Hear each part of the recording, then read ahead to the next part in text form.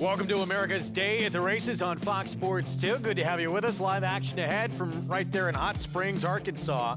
Feature sprinters, 4-year-olds up in the King Cotton later this afternoon. We'll go through what happened on the Triple Crown Trail over the weekend, including some intriguing 3-year-olds that may have Triple Crown plans and just ran a race earlier. Greg Wolf alongside New York Racing Association handicapper Andy Serling. Live coverage from Tampa Bay Downs today as well. We'll get to Acacia Clement in just a little bit.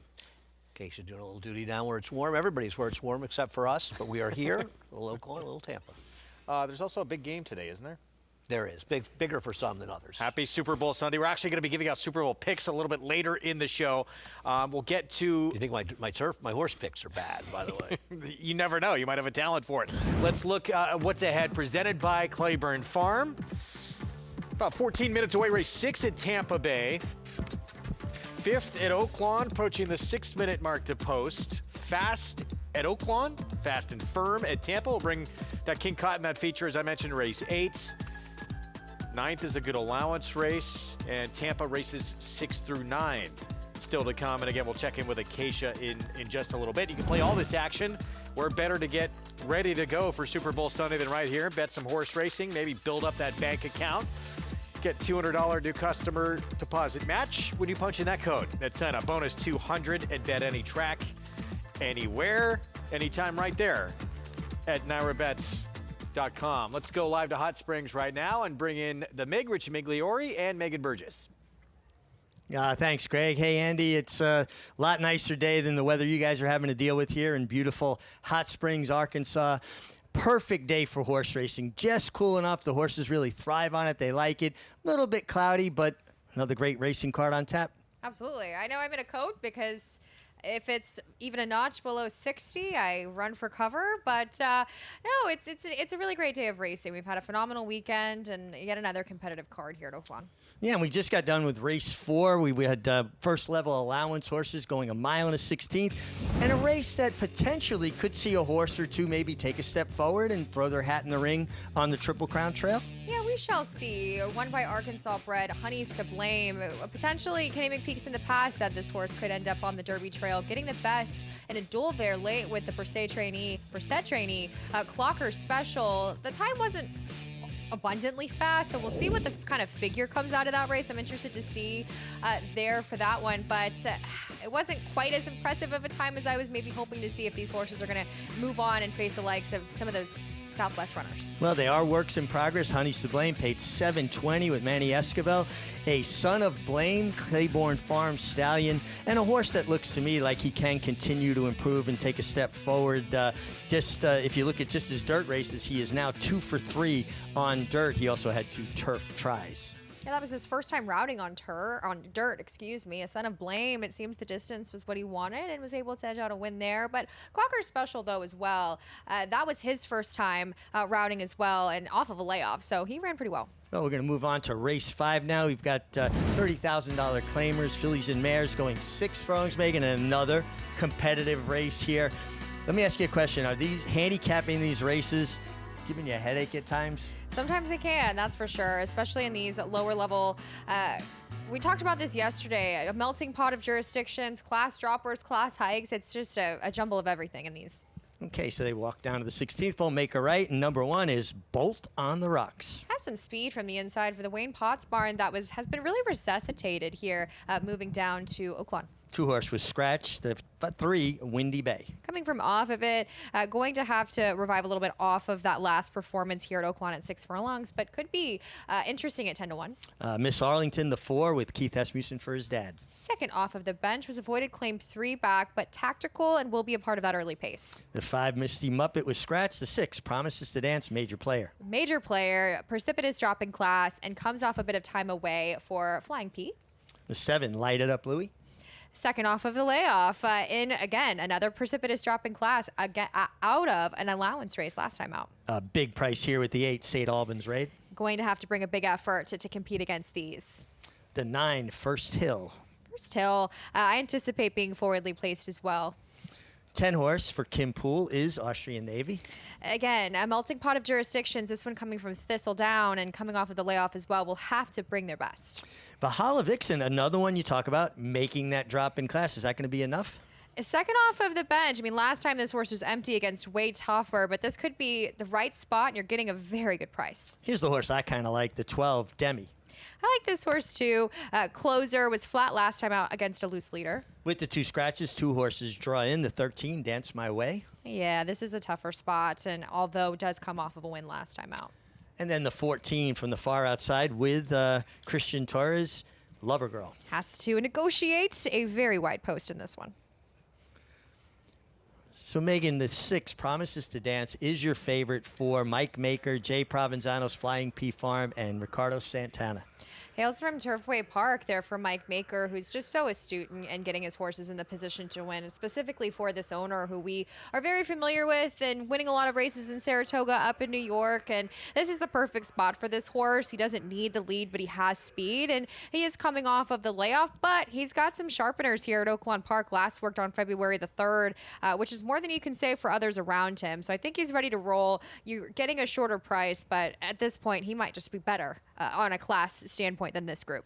Is coming off a race on synthetic at Turfway Park, but has proven dirt form, so it's not something that's an issue. No, and excuse me, I kept saying this is a 7-year-old mare, and gets Ricardo Santana aboard. Again, comes back from New York and is aggressive, and this is exactly what this mare needs, is to be out in front and be on or near the lead, and that's where she does her best running.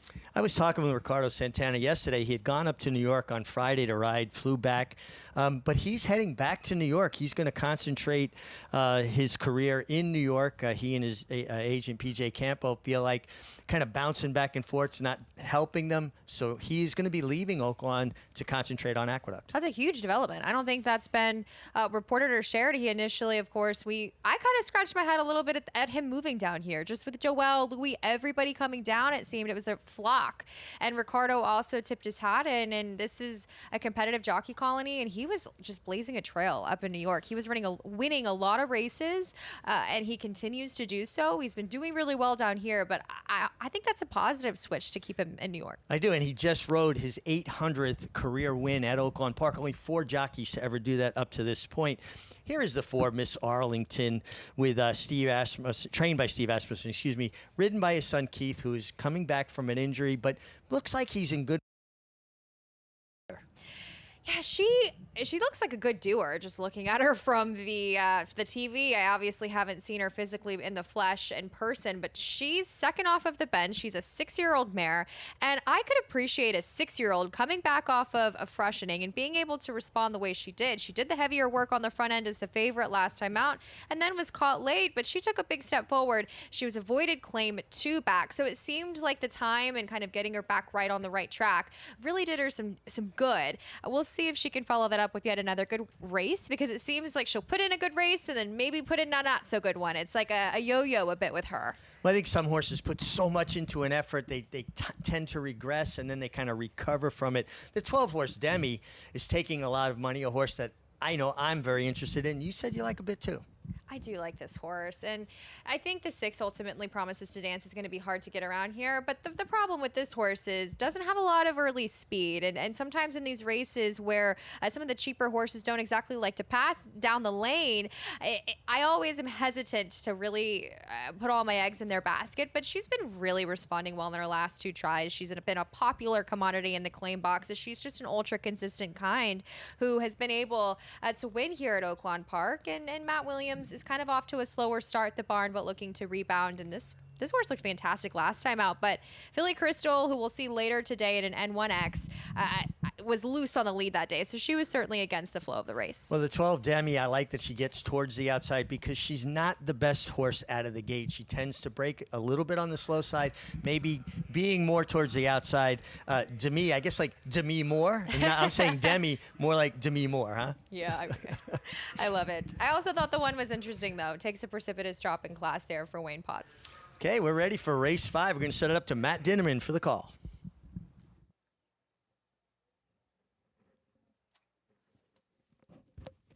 Light it up, Louis. Coming forward. 2 back. Dance My Way. St. Albans Raid already loaded in, and now we wait on Lover Girl to the outside post.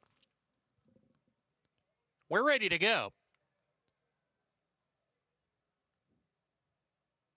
And we're off. Slow break from Demi from post position 12. Promises to Dance, Miss Arlington. These two quickest into stride. First Hill runs in the third position right off of them. Valhalla Vixen in the fourth spot now. Bolt on the rocks right behind the speed. She's 4 lengths off the pace in the early stages. Windy Bay to her outside, and Dance My Way, who's 3 wide. Lover Girl is farther out on the course in the 5th last spot. Then St. Albans Raid. Demi is down on the rail approaching the far turn run. Will be saving ground. Austria Navy is second to last, and Lighted Up Louie is at the tail end of the field. There's 11 runners to pass. Around the far turn they dash. Miss Arlington clears off by 2.5. Promises to Dance in chase mode under a ride second. First Hill third, hitting the quarter pole. Gap of 2. Bolt on the rocks sent along hard from the 4th position. Dance My Way alongside of her, and then Valhalla Vixen as they wheel for the judge here. Miss Arlington 3/16 to go, clear by 4. Far outside, Lover Girls kicking it into top gear now, and up the rail is Bolt on the rocks with a 16th to go. Miss Arlington still clear, and there are no dangers in sight. Miss Arlington getting a little bit tired late, but she's going to hold on to win it. Miss Arlington over Promises to Dance, then Bolt on the rocks, and 4th was Lover Girl. Well, Miss Arlington, the 4, gets it done here for Keith Asmussen, for his dad, Steve Asmussen. Wire to wire, broke sharp and led from flagpole to that's all. And this is the type of mare that once she breaks the speed and gets into a good rhythm, she really responds beautifully. This is the first win of this Oaklawn Park meeting for Keith, who, as you mentioned, has come back off an injury. It must be a very good feeling, as he was caught late in the finale yesterday, to get that victory. And this mare, she, as I mentioned, it was the perfect trip for her. And as far as the speed and just how the track's been playing, Richie, it's been very fair all weekend. We've had horses win from anywhere, and anywhere the track, coming from off of it, as well as using their speed. It's been a very fair racetrack. I tell you what, Steve's taller for a jockey, folds up so nicely on a horse. She was getting a little bit leg weary late, but I'm so happy to see him get it done. He had won some races at Sam Houston, but he's going to be based here at Oaklawn, and nice to get off the mark, particularly coming back from that injury. This is a real good effort, owned and trained by his father, Steve Asmussen. Second off the layoff angle, and was training down in Houston, so she hasn't actually been here at Oaklawn for very long, but good for them and a nice win there for Keith. I'm sure he's a happy young man and a little bit of relief as well. We're going to send it back up to New York. Guys? All right, Mig, thank you. Miss Arlington, impressive for the Asmussen family. We're going to get into Tampa here in just a minute. 2 minutes away, race 6 coming up at 1 mile and 40 yards. Yeah, not a whole lot to go on. I'm sorry, I'm trying to get my act together. I mean, I get that the 3 is favored at even money, probably has the best form, but just 1 for 19 overall. I thought Moonscape was dangerous and not a bad alternative in the second choice. Yeah, that's the 7. Let's check in live for the first time today with Acacia Clement with more on race 6 here at Tampa. Hi, Acacia.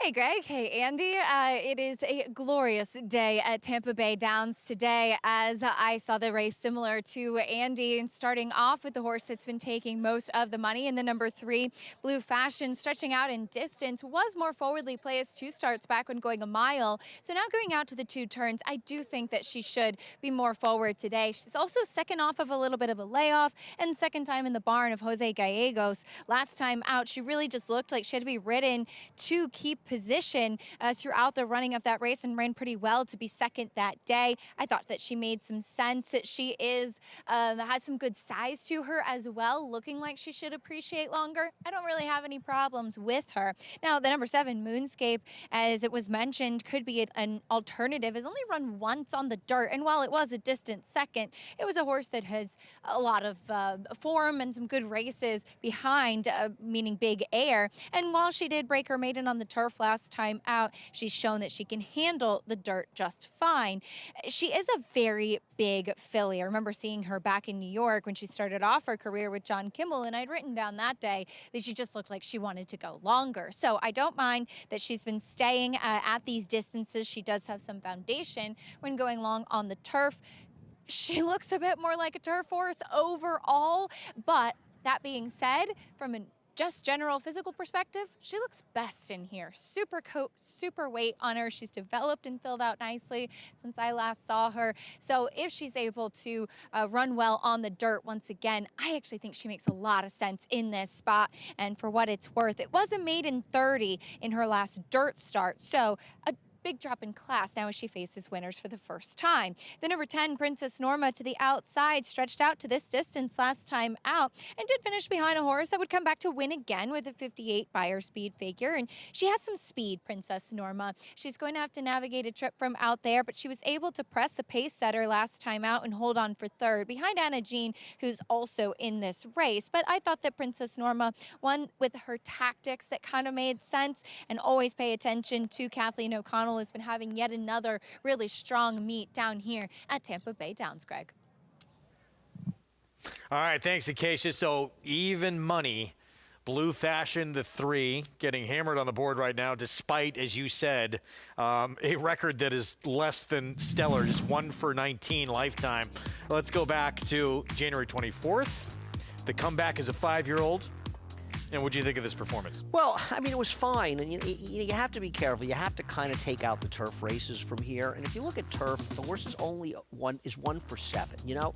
And you look at the horse's record without the turf races, now you've got a horse with 7 starts, 1 win, a second, and 3 thirds. Suddenly, this horse doesn't look as bad from that perspective, and I think that's something that I do in a handicapper. I only want to look at the starts on the dirt. But also, you watch that last race, horse made a winning sort of move and then flattened out. Maybe moved a little soon, not being critical, just saying as the race sort of played out, there is such little form to go on here, Greg. Well, that's the thing. I mean, you look through some of the others in this field. I mean, some just look like they have zero chance to, unless something absolutely crazy happens. I agree. And the other thing about the horse who's the second choice, and if you put a gun to my head, I'd rather bet the 5-2 than the even money, is this horse has 1 dirt race. That was at Colonial Downs, got beaten a city block.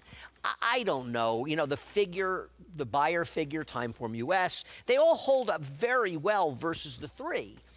But how much do you want to trust a horse that spent its career on a different surface and now runs in the dirt in a bottom-level race, but maybe they're just looking for a spot where she can win? This is, you know, these races, we don't, 8,000 non-winners at 2, you're never going to find a lot of consistency. Right. These are bottom-level horses.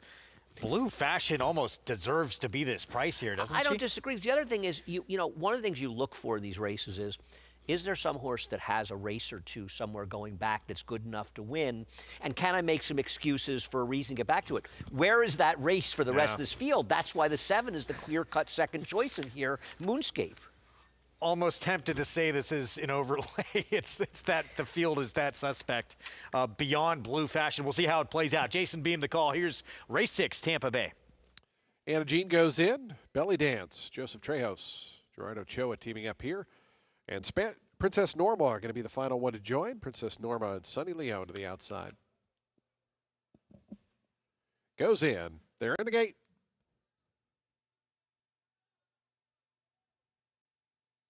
And the race is on. Spun to Perfection from the inside. Go Shocky, flashing some speed. Belly Dance and Princess Norma from the far outside.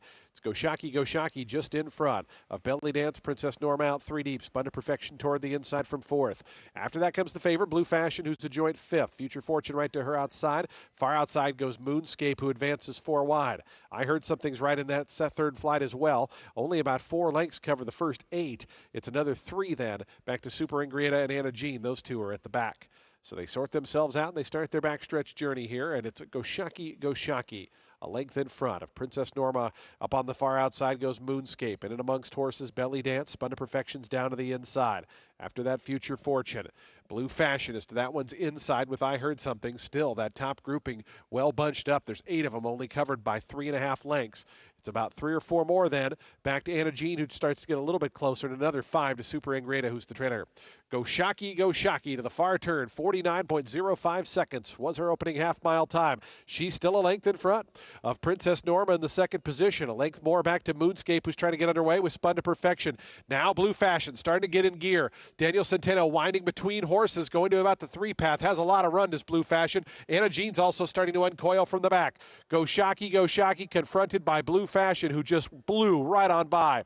Blue Fashion suddenly 3.5 lengths in front, and the margins continuing to grow. Anna Jean down the far outside looking to run up into second with Spun to Perfection, but Blue Fashion much too much. Blue Fashion's in front by 9. Anna Jean's going to grab second. Blue Fashion wins it geared down. I'm going to call it an even 10. Anna Jean was second, third Princess Norma, fourth was Spun to Perfection, fifth got close. Either I Heard Some Things or Belly Dance. Well, in the end, yeah, that was a pipe dream to get even money. Goes off at 2-5 here, Blue Fashion, and runs almost like 2-5 was an overlay. No, you were dead right. I mean, honestly, right. You said even money was an overlay. It was the overlay of the century. 7, I think, finished last in here. Certainly well back in the pack. And once that horse did no running, there was just nobody to be competitive. It's amazing how quickly this horse opened up 3, right? I mean, it's like made that move of the turn a little bit wide. Next thing you know, she's run by 3. And next thing you know, it was completely and totally over. Daniel Centeno, Jose Gallegos winning trainer for Amity Racing Stables. And yeah, 2-5, huge favorite. Takes the 6 at Tampa Bay. Gonna look back to Kentucky Oaks in Derby action from over the weekend. Zany remains perfect in her 3-year-old return for Tad Pletcher. Stay with us.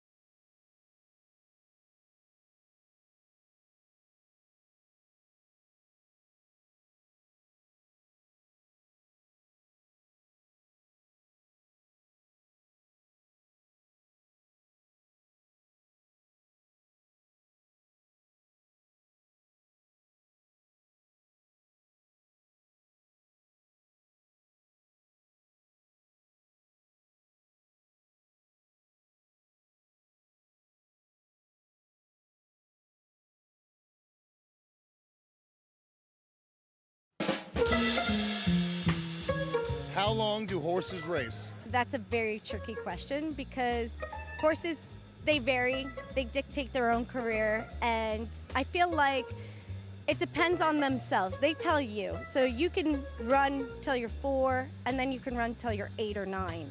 Love those horses, straight troopers. And then we also have aftercares to give them a second life, a second career.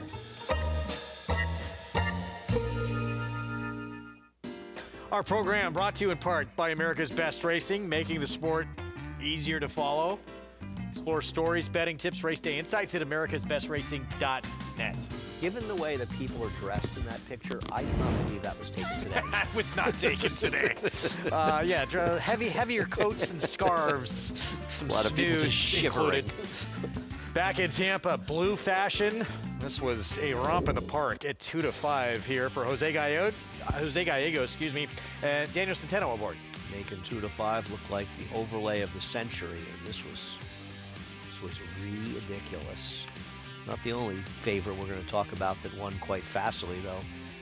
Relative to this field, I think she was even more impressive than the next horse we're going to talk about, though. As you know, I'm a big fan of the horse we're going to talk about next. Blue fashion now 2 for 20, but as you talked about, the not as many strikeouts on dirt. A lot of those were on turf. 2 for 8 now overall on a dirt track. $2.80 for the victory. Ina Jean, Princess Norma complete that trifecta.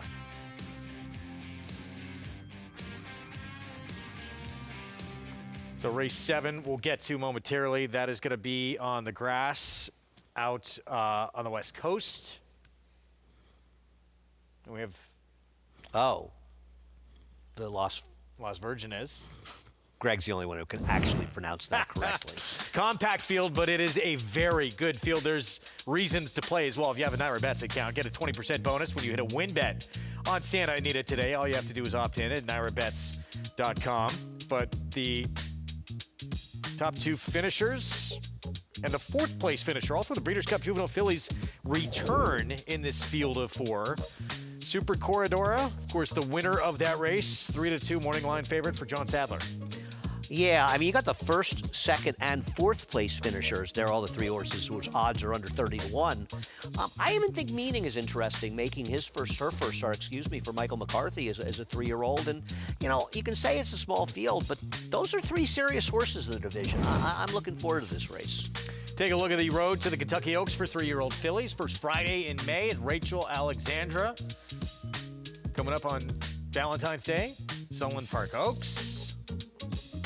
Turfway with the Cincinnati Trophy, UAE Oaks, and out here in New York, we have the Busher towards the end of the month here with 50 points to the winner. Yeah, a lot of big racing coming up, obviously, as you're hinting to. There's a big weekend at Fairgrounds, the Risen Star, next Saturday. That comes after the Rachel Alexandra. As it's starting to come together, I think we're starting to see some better performances. I was looking, when we were talking before, about when Nest won this race, because I think it's interesting to compare Nest, who was Todd Pletcher and Mike Rapoli, and obviously Suncoast you're talking Nest, about at yes, Tampa, yeah. She used the Suncoast as her first start. Her next race was the Ashland. She actually ran a very similar figure that she had run as 2-year-olds. She got an 81 and attempted a 77 when she won the Demoiselle, an 82 in her blowout victory in the Suncoast. She improved to a 92 in her next start in the Ashland. So I think we'll see improvement from Zany, because I thought yesterday's race from Zany was a little bit disappointing, considering just how impressive she was in the Demoiselle. And I don't mean disappointing as a racehorse. I think you start to hold horses to the standard that they set for themselves. And what we saw from Zany, at least in my opinion, was maybe the best 2-year-old filly in the country last year in the dirt. So her race yesterday, well, you know, she's lugging in the stretch. She didn't look like the kind of horse we saw in the Demoiselle last time. So, listen, it's her first start of the year. She's trained by one of the greatest trainers in the history of the game. He'll probably figure out how to get her over this lugging in and the lead changes and such, right? Here's a look at it. But, yeah, she was green. She also went backwards in terms of a figure, and you expect them, especially from this barn, as you said, to sort of jump forward, take that next move, turning 3. That didn't happen, but she remains perfect. And I'm glad you brought up what Nest did, because there is room to move forward. Right, that's what I wanted to look at. It's a means to an end. I mean, you're talking about, yeah, listen, when you're a horse of the talent of Zany, you're great. You're great on a curve, and the curve is that we're expecting exceptional performances. But the last thing that Todd Pletcher's worrying about is having her ready to run her best race of the year in the Suncoast. And I assume they're probably looking at a similar type program. The Ashland, the Grade 1 at Keeneland, their first weekend, the Kentucky Oaks, and knowing Mike Rapoli, if she runs well in those races, we could see her in the Belmont Stakes, as she is Triple Crown nominated. Yeah, well, Acacia, you were there. I know you got to talk to some of these connections. What do you make of Zany's performance? Well, I agree. It was perhaps not as dazzling as what we saw in the Demoiselle, and she did take a step back as far as the figure was concerned. But the lugging in that Andy touched on, it probably was more pronounced yesterday, but she did that in the Demoiselle as well. It's kind of when she takes over the lead, when she switches to her outside right foreleg, switches leads in that moment in the stretch, that she tends to kind of veer in, run her shoulder closer to the rail at that point. So I'm sure it's something that her connections are aware of. It's obviously something that you'd like to see addressed from 2 to 3, but I'm sure that it is something that they're going to be working on moving forward. As Todd Pletcher did say to me, that likely the Ashland would be the next start for Zany after this Suncoast. So of course it is a prep race, but an important race at that, because she gets another 2-turn race under her belt. She gets up some more points for the Kentucky Oaks, and Mike Rapoli said yesterday, who knows, maybe Zany will run in the Kentucky Derby. I'm with Andy. I'd be more inclined to think we might see her show up in the Belmont Stakes down the line. But one thing that we do know about her is that she's good going long. She's very talented. And think about last year, Greg, with Good Cheer. She won all of her races going into the Kentucky Oaks and then won that one. And she never really kind of took a step forward. At this stage of the game, precocity is important as well. And so far, Zany has shown that she's ready early on. We'll see if she can keep it going. I think that's a very interesting point that Acacia makes relating to a horse like Good Cheer. There's no hurry with this horse. You want to get it. I mean, obviously they want to win the Kentucky Oaks, but I'm sure Mike wants to win races like the Alabama and, another big race going forward. You don't want these horses to run their best races in February and March. You want them to run their best races in the most important spots. And I know we were on the program. Look, Mike Rapoli, he loves to take shots, and it was intriguing to hear him say, oh, maybe she'll go against the boys in the Derby. She didn't run a big enough race to even really have that in the mindset. But who knows? Maybe she can. And there's no standout right now. Right, that's true. The problem is it's not the old days. You've got to get points. Yeah. So now they got to go into a points race against boys. You're going to use that race to run. I mean, do it if you want. She's your horse. But Mike's got Renegade, who we'll talk about, who won yesterday. He's also got the second-place finisher in a very fast maiden race yesterday. It's probably a little quick to get to the Derby with that horse, but it's not as though he doesn't have other options. Meanwhile, out in Hot Springs, Marcassi keeps on rolling as we bring Mig and Megan back in. And Search Party, what do you guys think of her performance in the Martha Washington? No, I thought she was extremely impressive, Greg. I got a little bit of a different take on Zany. We'll get into that another time, but you got to like what you saw, Megan, from Search Party. I love the professionalism she showed, sitting the pocket, making room for herself. Yeah, she was a very game performance in between horses, and it was a rush to the finish. Now, this was her first time against winners, and she earned the same 81 Buyer speed figure that she did in that effort. You'll see her there with Christian Torres, just really game late to the finish and responded when he asked her for that run. But I want to see her take another step forward, though. That's something that I wish she would have potentially had a little bit more, but the way she finished this race was very impressive. Yeah, and she got out between horses. It took her a few strides to find all her momentum, but I love the way she put her head down and kicked. And when you've got a young horse that'll show they can run through traffic, negotiate a field, these are dress rehearsals for the bigger races, ultimately going for races like the Kentucky Oaks and the Alabama, to me, the two most prestigious races in the country for 3-year-old fillies. And she's a gorgeous gun runner filly that's just getting more progressive. Sometimes with those gun runners, they take time, they take the distance. She's out of Devious Charm, which is one of the very first mares Marcassi ever bought for the farmers, and now having her makes it all the more special. So I think she's going to get better with the distance as well. I don't think that distance is going to be an issue for her whatsoever as she targets that ultimate 1.125 test in the Oaks. And she's talented. And I will say this of her stablemate Counting Stars, just another update. She did not run very well. It was a less than desirable performance, but she did come out of that race okay. Well, that's good news. But, guys, getting back to Zany quickly, if we have a moment, we can talk about that. I saw something a little bit different than everybody else. Yes, she was green. She was lugging in a bit. Took her a while to get over to her right foreleg, what Acacia talked about. But I feel like she was traveling so easy that Irad almost put her to sleep. She just was like, I have no company. This is easy. I can beat these horses as far as I want. Now he's going to ask her to run. You can see her turn her head in to try to get to her right lead, and she's a little bit off center, so she's running sideways a little bit. Now he has room to really kind of turn her over to her right lead, right in there. But look at her ears and look at the way she's waiting. She's in a half gallop here. Guys, I just think it was just too easy for her, and she was just a bit too green. I think if he had gotten her attention a little bit earlier, you would have seen a little bit more professionalism. Yeah, look, she certainly can get more professional from there. She won it pretty easily, but still, at the end of the day, was there a lot more left? No, I almost never believed that. And she certainly didn't win like a horse that was going to go a lot faster. And it was a slow race in relative terms. I respect Richie's opinion. He has a different way of looking at these things than I do. It doesn't make me right and him wrong or one way or the other, and I respect what he says. We'll see. It's the beginning of the year for her. To get too carried away with this race, I think, would be a mistake. We know she's good. Race 6 is 4 minutes away here at Oaklawn. Maiden special weight, mile and a 16th. 3-year-old fillies. And here's Dare Greatly. Yeah, Dare Greatly's had a bunch of chances so far and has run against some better horses. I didn't like her last race, even though she lost to Search Party. Steve Asmussen's son Eric aboard on the stretch out with Cognizant. I like this horse stretching out. She was stayed out at the start last time. I actually thought she ran okay. Looks like a horse can improve on stretching out. The 3 got beat by Search Party last start, who would win the Martha Washington. She's one of a few that did, but she got beaten more than the others. Rockin' Robin, the 8-5 favorite, went by. We'll get back to. Here's Joke Maker. Yeah, Rockin' Robin's the horse to beat. Joke Maker's not impossible. I just feel like she's had a lot of chances and she hasn't really taken a step forward. Ron Moquette, Cold Case, 0 for 6. Another horse with figures that aren't totally without a chance to be competitive here. Peter Miller Barn, Take Charge Macy, start number 2, stretch out. Stretch out numbers for Peter Miller are not particularly good with maidens. That worried me a little bit. And our colleague Tom Amos, second time going long, Quality Amy. Lost to a first-time starter for Ken McPeak last time, who came back and did not run well in a subsequent start. So 8-5 favorite right now. It's this filly right here. Rockin' Robin, Marcassi, DJ Stable. It was with DJ Stable, of course. He got that historic 4,000th victory of his career. And look at this weekend he's had. Yeah, and also for DJ Stable winning with Nitrogen yesterday. The Beyer speed figure was not out for Nitrogen for her race yesterday. It wasn't out when I came up for the show, but obviously, I mean, I tell you, the problem is, and if Mark was here, I would say this to him, and he would say, I agree and laugh.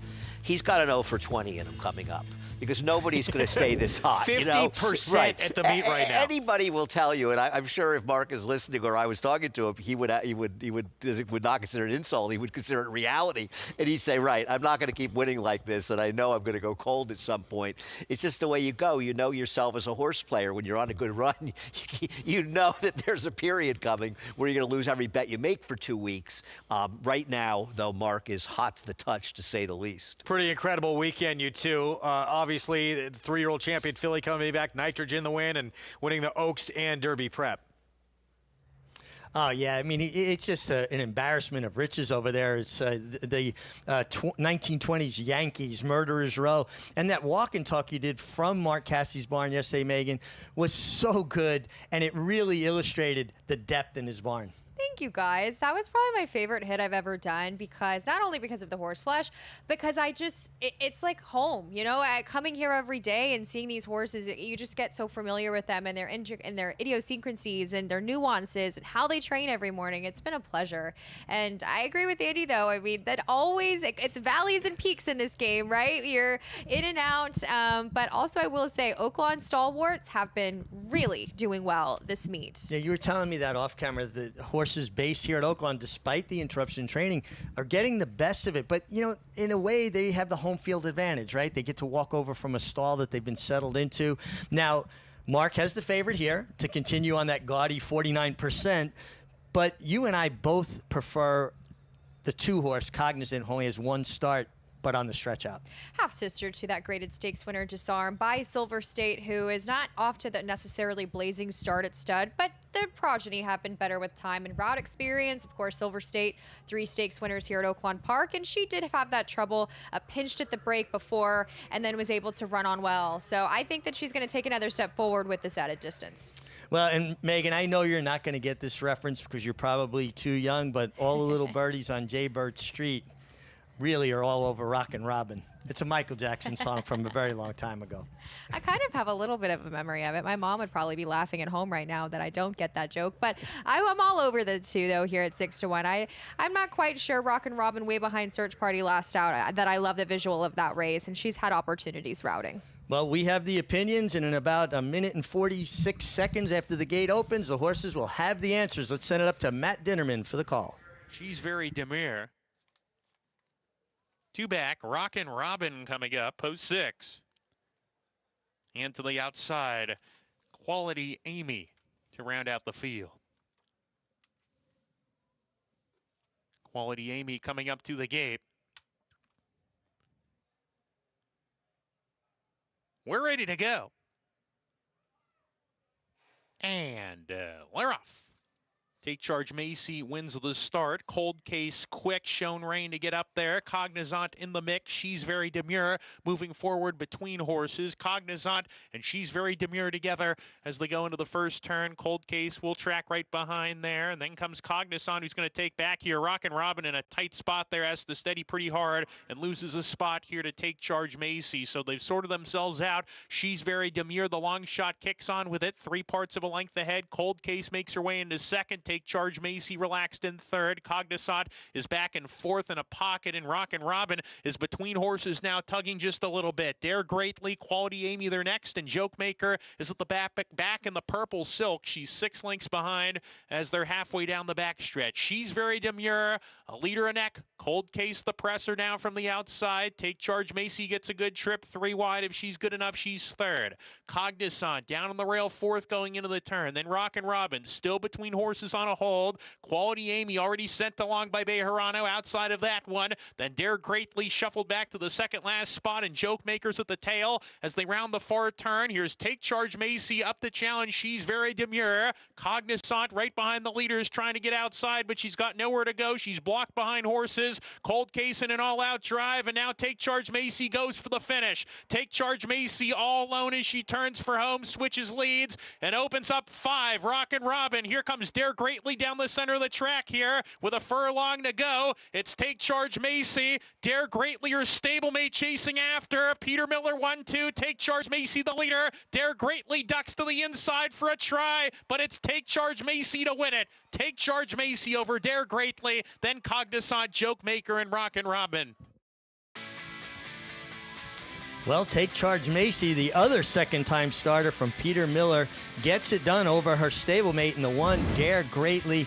She had a cleaner trip than some of the others. Oh my goodness, I just have to speak. I know we picked this horse, but the number 2 Cognizant, a pocket trip, and then just buried with not a step of running room when it mattered. So she was traveling so well. That's something we both mentioned and saw. So I'm really hoping for that filly to be able to finally get out with a clean trip, and I'm eager to see her run. But Take Charge Macy, she was kind of getting weary late, stretching out for the very first time. She had that February the 3rd blowout, and she was able to collect things late. But I will say she had the edge on trip than others. No doubt. And Cognizant, you see her, she had to back up all the way to last with Tiring Horse in front of her, finally angled out. And look at the way she's going to kick on. And I do believe she got up for third. Take nothing away from the winner or the runner-up, but Cognizant's the horse you want to follow back. And I think it's important to distinguish between an unlucky ride and a bad ride. This was just unlucky. He was saving ground. It just didn't work out. But Peter Miller, he's migrated here from Southern California, and he's winning at a high percentage. And guys, we'll be back after this break with more great racing from Oaklawn Park in Tampa Bay Downs.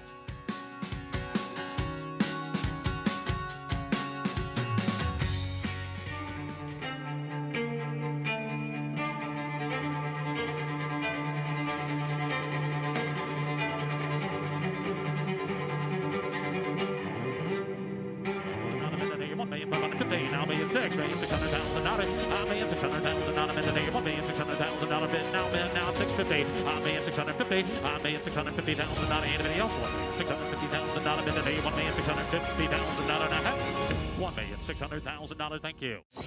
You bet with Naira Bets. Bet any track, anywhere, anytime. Download the Naira Bets app to play today and get a $200 deposit bonus. Watch live horse racing, get expert picks, Boost your bankroll with weekly promotions and hone your handicapping skills with exclusive tips and tutorials. Download the NYRA Bets app now. Sign up now to claim your $200 deposit match bonus. You bet with NYRA Bets. And here's Tama in the final stages. The Santa Anita Derby goes to Tama. It's Tama, absolutely terrific, winning Malibu by 4 widening lengths.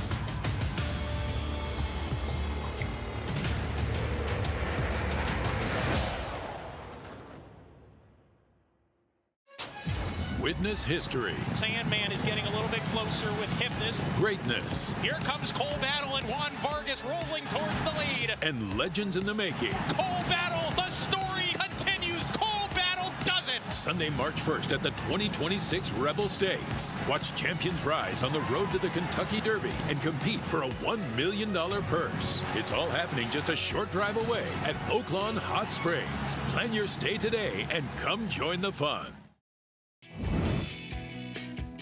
Back with you on America's Day at the Races on Fox Sports 2. It's brought to you in part by Claiborne Farm. 100 years of doing the usual, unusually well. That's a little bit more what it looks like here in New York right now. Cool temps, feeling like we're in negative temps. But the great news is down that to 1 today. this week looks like the high 30s, Yeah, maybe it's even gonna warm low up. 40s all week. So we actually looks like we'll be able to get a full week of racing in. We'll be racing Wednesday through Sunday, so that's good news. Tampa Bay, race 7. It's a mile on the grass. $16,000 claiming race. Favorite right now, the 5. That's Bottle Rocket. Let's check in with Acacia.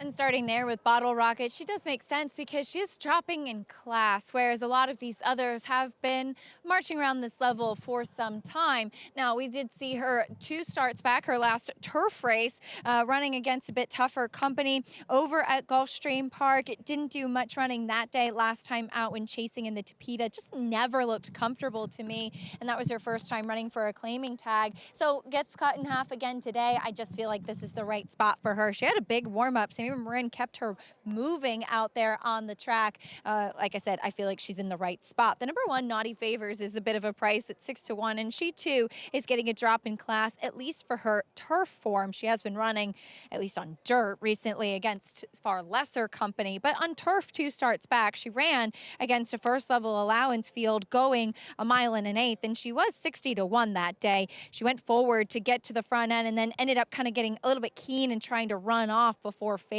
But I feel like this is at least the proper spot for her. She's actually built more like a turf horse, so I understand why she'd been running on synthetic at a price. Thought she was a bit interesting. And then finally the 4 timeless rows of the horses that have kind of been knocking around at this level. Felt that she did make some sense. She is one, though, that tends to leave herself with a lot to do.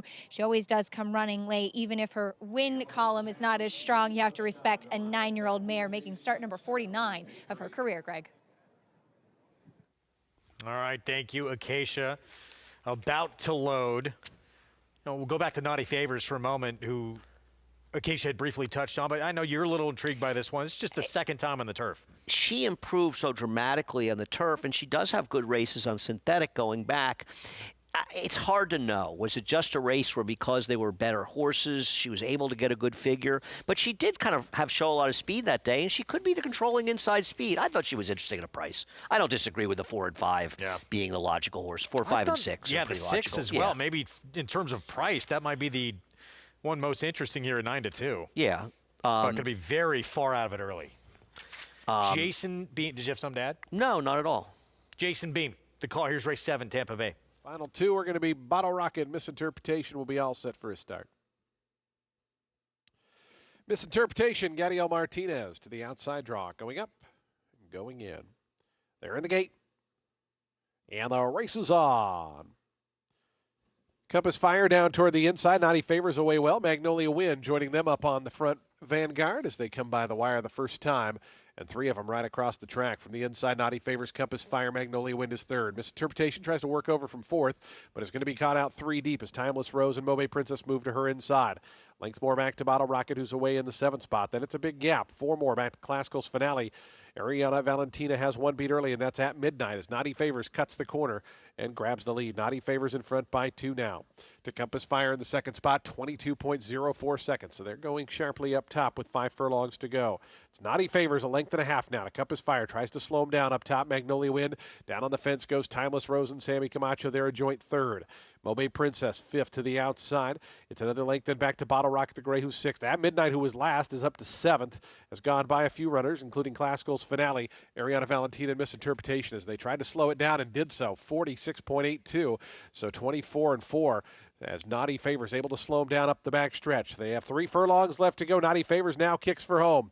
Naughty Favors by 2 to Timeless Rose, who's up to 2nd. Magnolia Wind 3rd. In between horses, Compass Fire. Bottle Rocket trying to follow Timeless Rose down along the inside as they wind around to the top of the stretch. Naughty Favors got that 2nd quarter breather. Still a length and a half in front of Timeless Rose. Classical's Finale dives down toward the inside. Bottle Rocket in behind. Mobe Princess down the center. Naughty Favors. Plenty of challengers, though. Here's Classical's Finale coming through on the inside. Timeless Rose at midnight and Mobe Princess. Wild finish here. Classical's Finale. Here comes At Midnight on the outside. Classical's Finale, and At Midnight they hit the wire. I think it was At Midnight. It was close there with Classical's Finale. After that, Mobe Princess, Naughty Favors.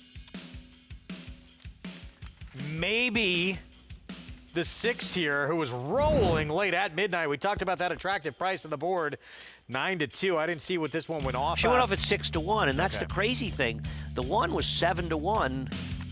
Going into the gate and went up 3-1. I would never have bet her at that price. And the thing is, she was 5th choice in the multi-race bets. So even knowing that, you couldn't have seen it coming, whereas this horse was a clear-cut 3rd choice in the multi-race bets. And she ends up a crazy 6-1. But you can't know that stuff because the late flashes are so significant. Looks like that gray mare gets it on the outside. Rolling late. And if she does, it's the 6th win of her career for the Michael Campbell barn. We will make it official when we come back from a timeout. What a weekend. What a meet Marcassi has had in Hot Springs, including the Grade 3 Bayakoa with his champion 3-year-old filly, making her 4-year-old return a successful one with Nitrogen. Stay with us.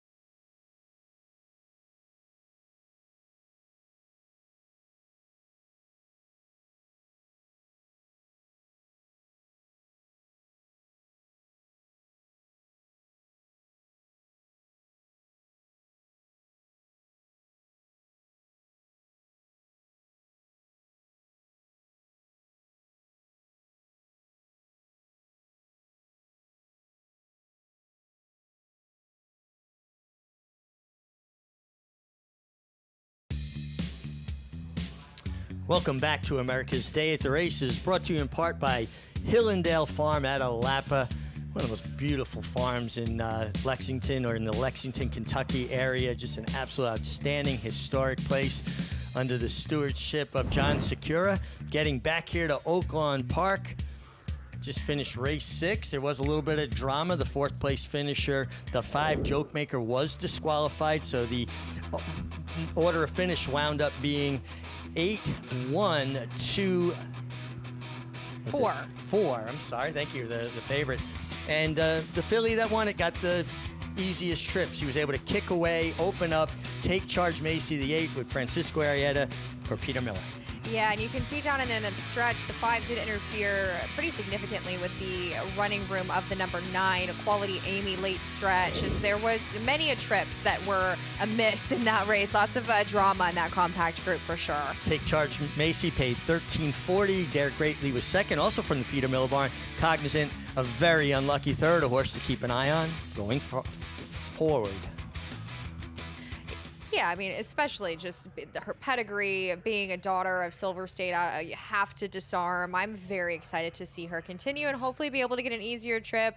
And also our colleague Tom Amos, the half to Copian in the number 9, Quality Amy. So some big pedigrees, and I think sometimes with these shorter fields, they can all kind of accordion up in the end. And that's exactly what happened here in this race, as we should see some of these horses come back and I think run well. Well, that's one of the great things about Oaklawn Park. We're going to see future stars, but yesterday we were treated with seeing a returning champion in the Bayakoa Stakes, Nitrogen.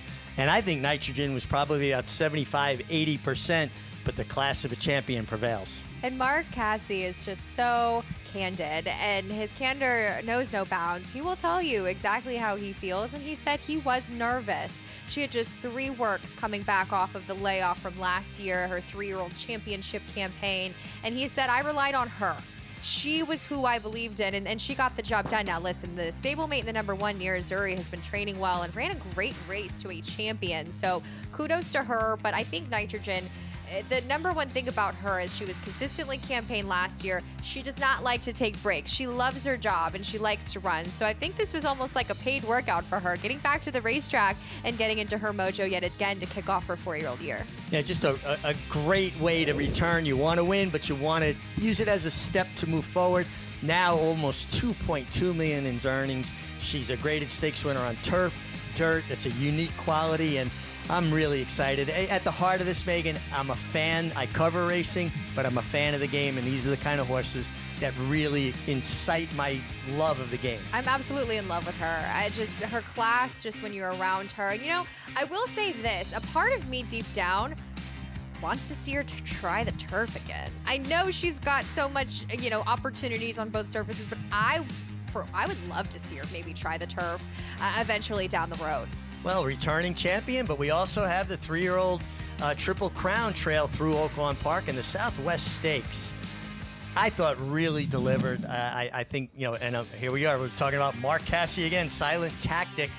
He turns for home well back in the pack, and you're going to see him angle out twice, once over heels and then back out again into the clear. And when he did, it looked like he just jumped into the race there. A burst of acceleration late, and he got a lot more pace than he did in the Smarty Jones, which he comes from off of it. He takes the dirt. He's able to just really rally. And you have to give credit to the number 13, Soldier and Diplomat, who I thought ran fantastic coming off of that Kentucky Jockey Club effort. Rancho Santa Fe closing on well after a less than desirable performance in the Smarty Jones. But those Smarty Jones horses came back. They ran well, except for, I would say, Strategic Risk that maybe wasn't as impressive. But man, this horse was really training well in the morning with Christian Torres aboard. Christian hand-selected this horse. He said, that's the one I want to ride for the Southwest, and it paid off. He paid well, and I'm just really interested to see how he continues to handle himself, as he will remain right here on this Oaklawn road to the Kentucky Derby. And there are the 4 prep races, 4 3-year-old colts pointing to the Kentucky Derby here at Oaklawn Park, a very comprehensive series of races.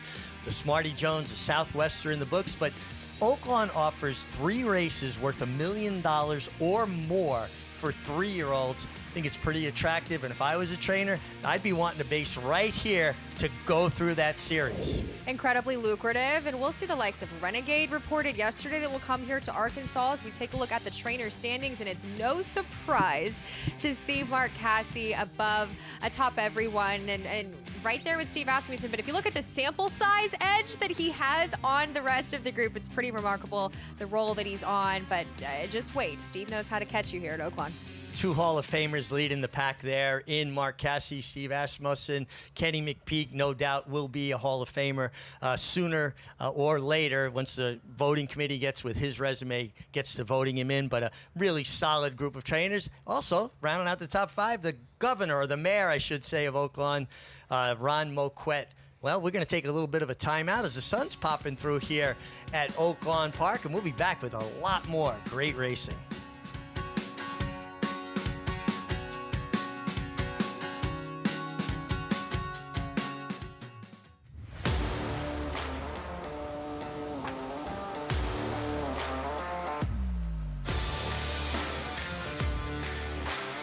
The lead belongs to Epic Ride. He is showing them a clean pair of heels.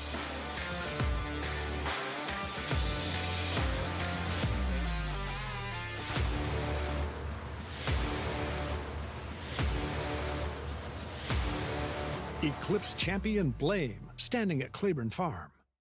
New York breds. Race them. Respect them. Bet them. Respect them. Breed them. Respect them. Buy them. Respect them. Train them for a second career. Respect them. Join us in respecting thoroughbreds at every stage of life. Learn more at nybreds.com.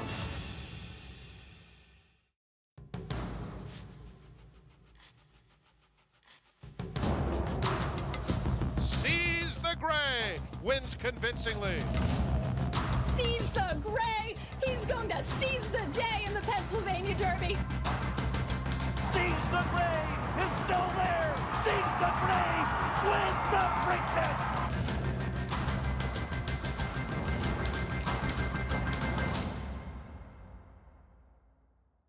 Racetrack Television Network brings you every race, from every track, on every screen, every day.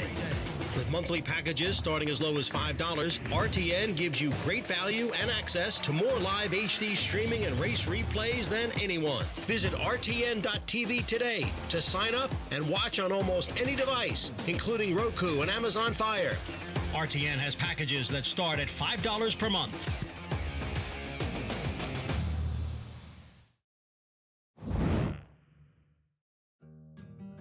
We're standing in Oaklawn's new receiving barn, which is pretty cool since they've literally never had a receiving barn. So I had some ideas, and I talked to a lot of other folks with receiving barns. So we kind of took everyone's idea, and I tried to implement it to the construction. So basically, I'm sort of an advisor between a horseman and the construction people. They're building they believe, a state-of-the-art receiving barn that is focused primarily on keeping down the risk of contamination and making things safer for the horses.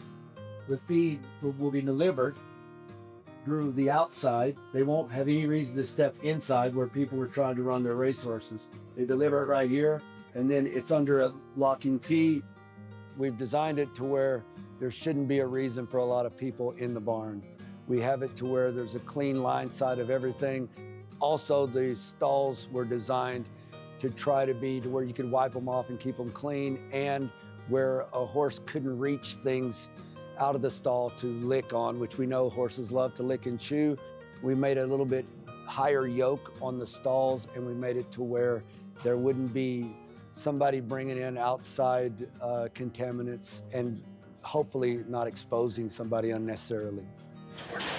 Oaklawn, you know, they're one of the only people that I know that run races, and especially at Racino, that are building barns. They've built, in the last 12 years, I think they've built somewhere around 16 new barns. They've sort of just said, hey, we are investing in horse racing, and from a horseman's standpoint, I'm glad to see that, so I'm very willing to help at anything regarding horses. Well, Megan, Ron Moquette took me on a tour of that receiving barn the other day, and he helped design it, and every intricate, minute detail has been taken care of. I really think it's great to have a horseman help design a barn that horsemen are going to go into. Absolutely, and he's not only been an advisor for the receiving barn, just on so many issues and on so many things, and representing the horseman's best interest here in Arkansas and beyond. And while Ron didn't take me on a tour of the receiving barn, he did take me on a tour to the Horseman's Lounge to get a Diet Coke. So I appreciate you, Ron, and I could not do it without you.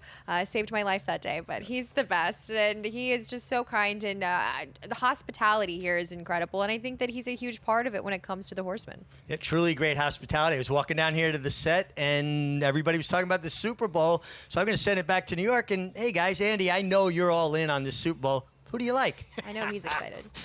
Andy's not stopped talking to me about it from the minute we had kickoff for the 2025 season.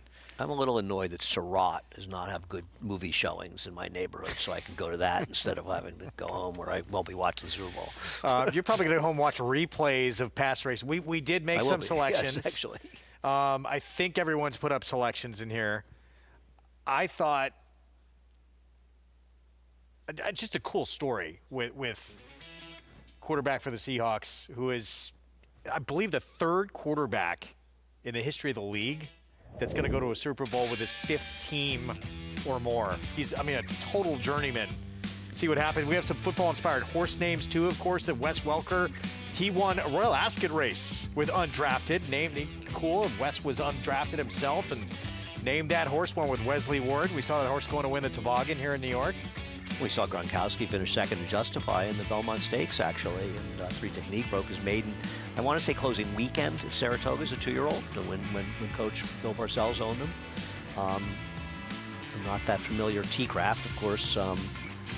What is T-Craft?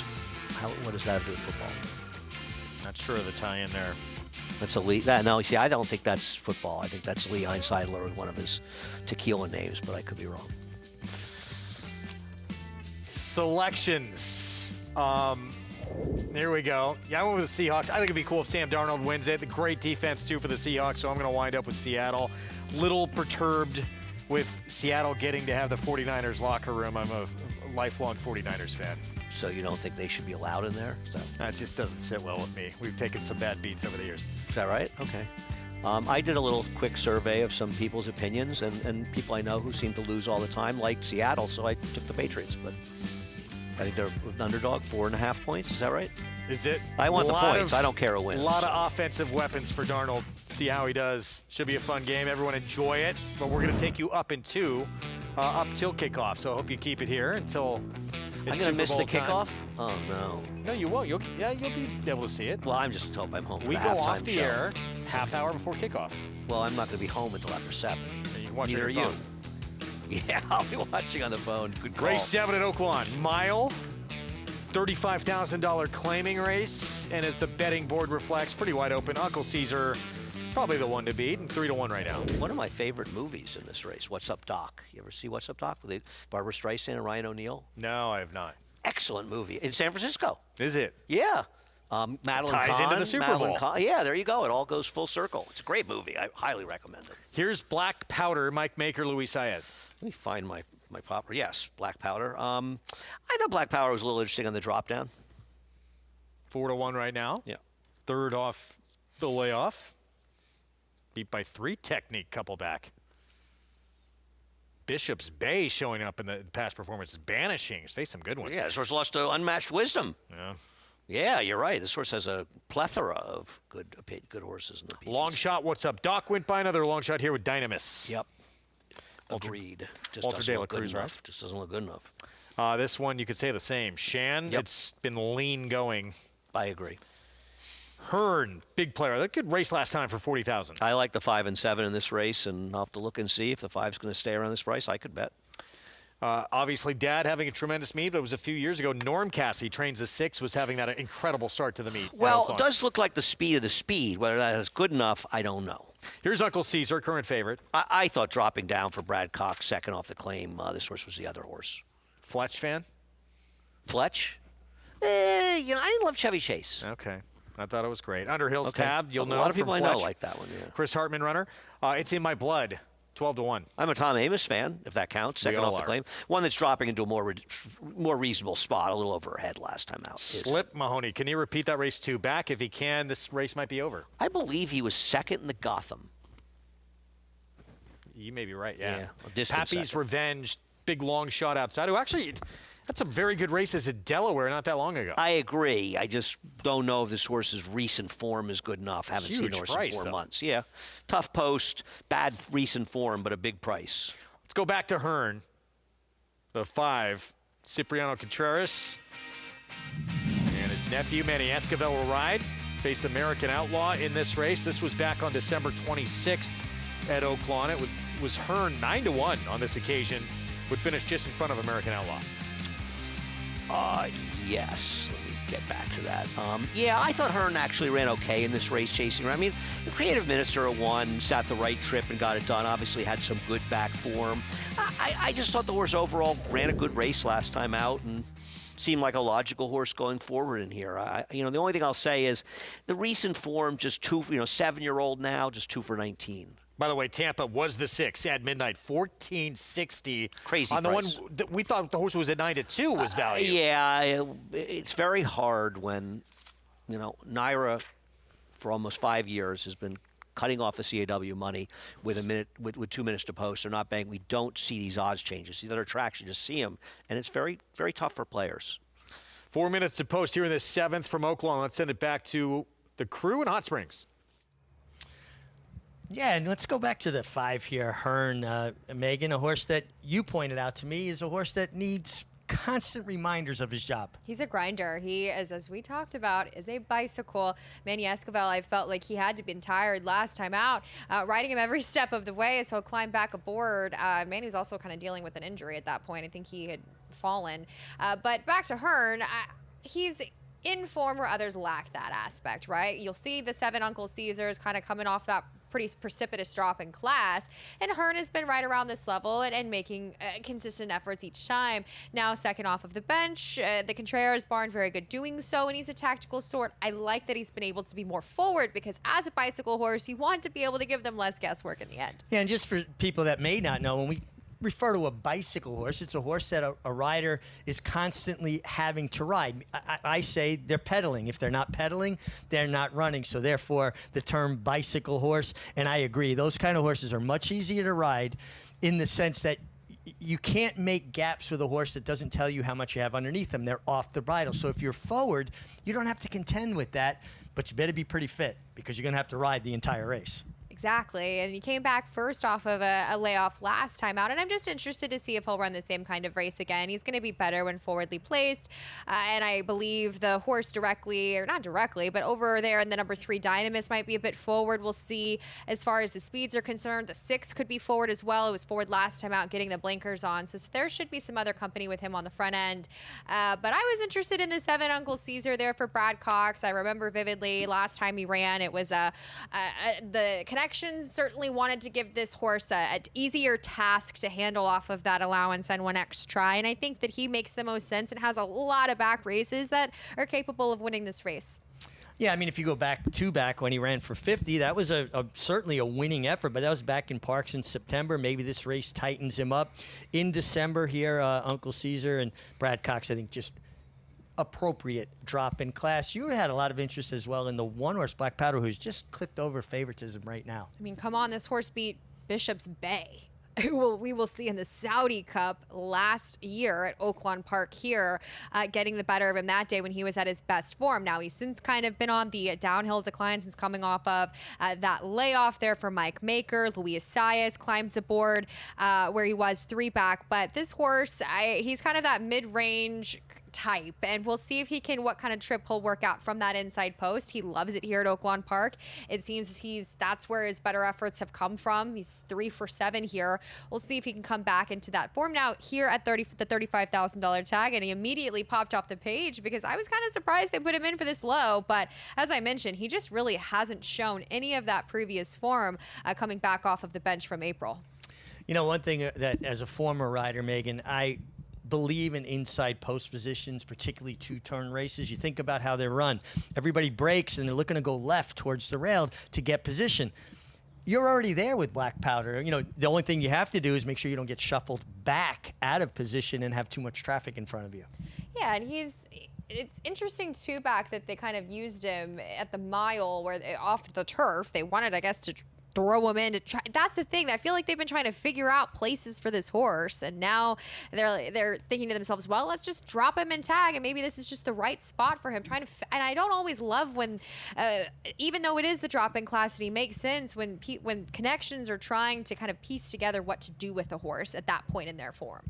You know, now I just want to bring up a horse that we actually didn't tell our crew that I wanted to talk about, the 6 American Outlaw. This is a 6-year-old son of American Pharaoh putting blinkers on. And you don't see it that often when horses are this deep into their career where they're changing equipment. But sometimes it actually will wake a horse up that's kind of going through the motions. Cassie has incredible numbers when doing this overall in general. And, you know, it's very intriguing. He was very much your typical sprinter, and now he gets back to the mile. They're keeping him at this distance, and he set the pace last time out because he was kind of a closing sprinter, and oftentimes that doesn't necessarily translate to them being more forward at the route, and he was last time at that mile for the first time. So getting the blinkers on, maybe he can just control early with Christian Torres aboard, and that's his gig now, being able to be sharper and have that finish late. I don't think anybody is riding better than Christian Torres right now at Oaklawn Park. His confidence level is sky high. He's making all the right moves. Okay, ultimately, where did you land on? The 7, Uncle Caesar for me. We'll see if he can find some of that form against Tougher. Okay, I'm going to go with the 5-horse Hearn. I'm hoping Manny Escobar earns his money here. And important for everybody, keep an eye on what we're talking about with a bicycle horse, a horse that needs constant encouragement. They're loading up, about half the field in. Let's go up to Matt Dinneman for the call of race 7. Mahoney.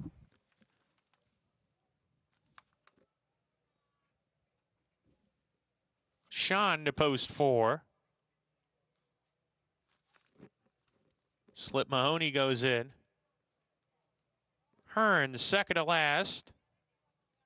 Into the outside, Pappy's Revenge rounds out the field.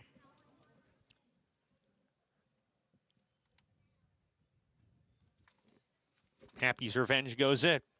We're ready to go.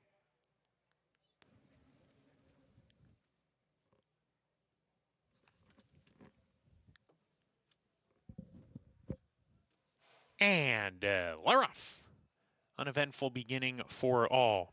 American Outlaw broke cleanly and goes to the lead. Uncle Caesar taking second with Black Powder down on the inside. Hearn's right behind the pace. Dynamis in a tight spot there. Has to steady going into the first turn run as there's some crowding. And midfield right behind the leader. We come back to that leader. American Outlaw leads the way a length and a half. Uncle Caesar taking second. Black Powder third. It's in My Blood is outside of him. Length and a half to Pappy's Revenge. Then Dynamis. Then comes Hearn. He's 7 lengths off the pace with Slip Mahoney to the outside. Gap of 2 to Sean, third last. Underhill's Tab is second to last. And What's Up Doc is the trailer. Down the back stretch they go. Remember, this race will end at the 16th pole. It's still in the lead. American Outlaw opens up while going well. 2 lengths from Uncle Caesar in the second spot. Black Powder shown more rain in third. It's in My Blood is fourth to the outside. Gap of 2. Pappy's Revenge trying to get closer. Dynamis sent upon going into the far turn. Then comes Slip Mahoney. Hearn has lost significant ground. He's got a lot of work to do if he wants to win it.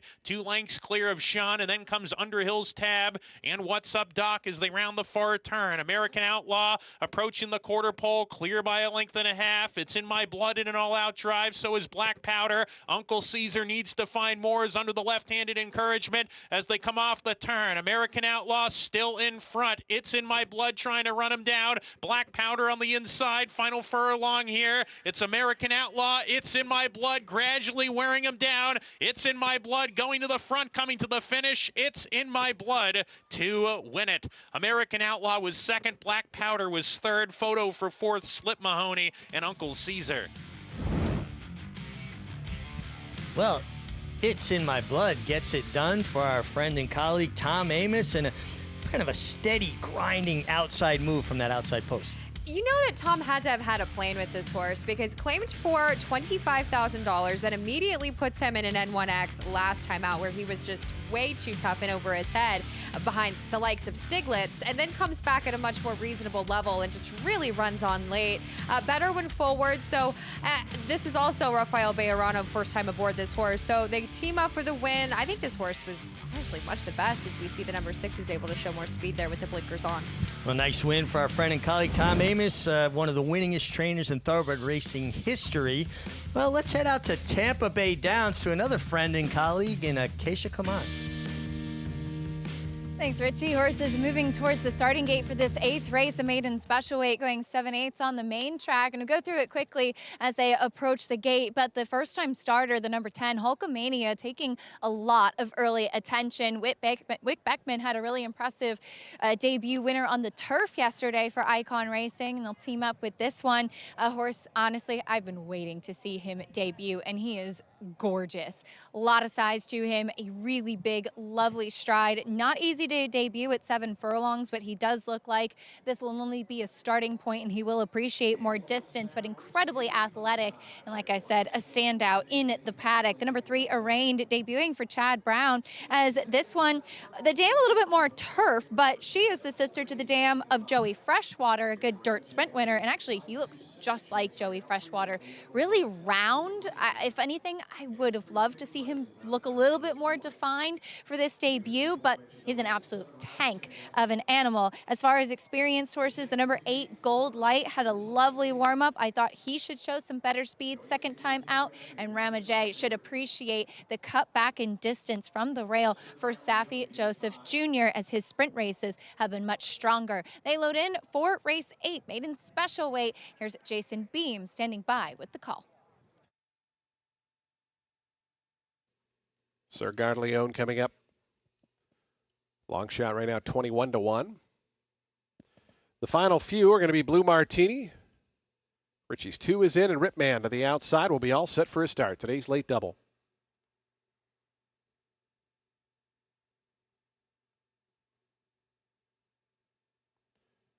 Ripman, Israel Rodriguez, our Martin's Italian Restaurant Jockey of the Month award winner. Ripman to the outside draw. Looks like they're actually still working with the 6. My apologies. Blue Martini. Sometimes tough to see through the trees. There's Blue Martini going up. Ripman to the outside to complete the line.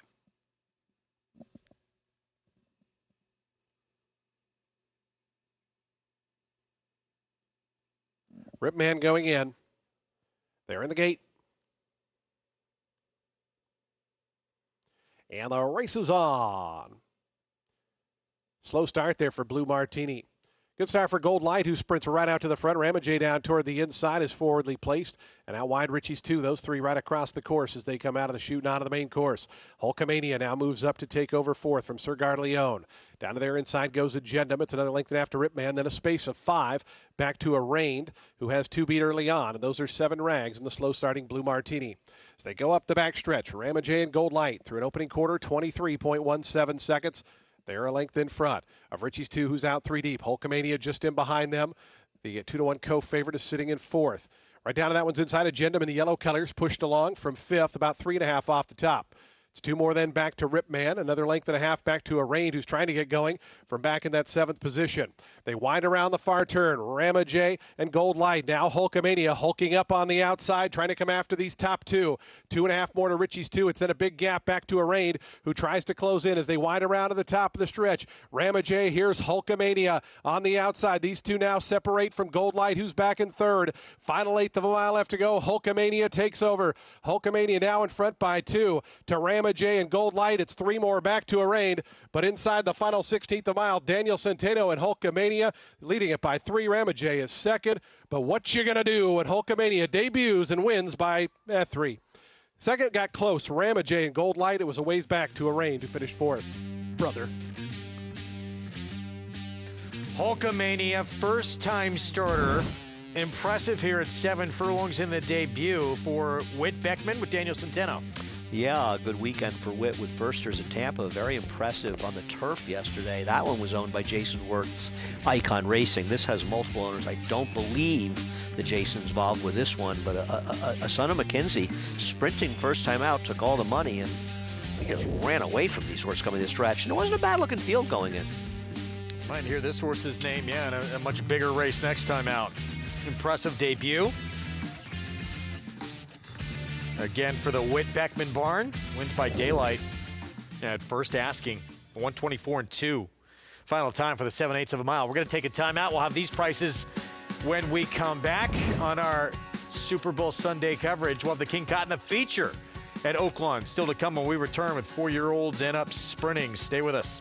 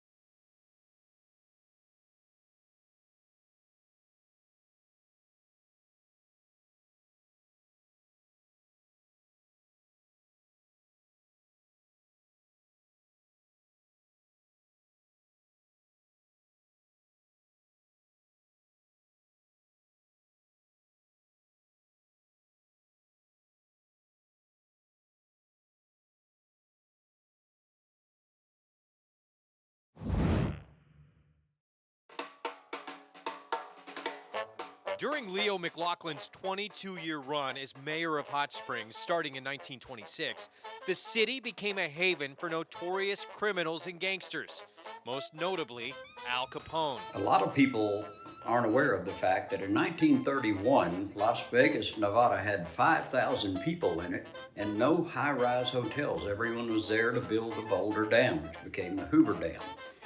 At the same time, in 1931, Hot Springs had 20,500 people in it, 22 high-rise hotels, and $100 million in gambling income. The only difference was here in Arkansas, it was illegal, but it was okay. During the spring, tourists could find themselves rubbing elbows with gangsters and Major League Baseball players. Everyone year-round could enjoy the hot mineral baths, hunting and fishing and gambling. But in the spring, it was the opening of the live thoroughbred race meet at Oaklawn Park. And man, was it a happening place.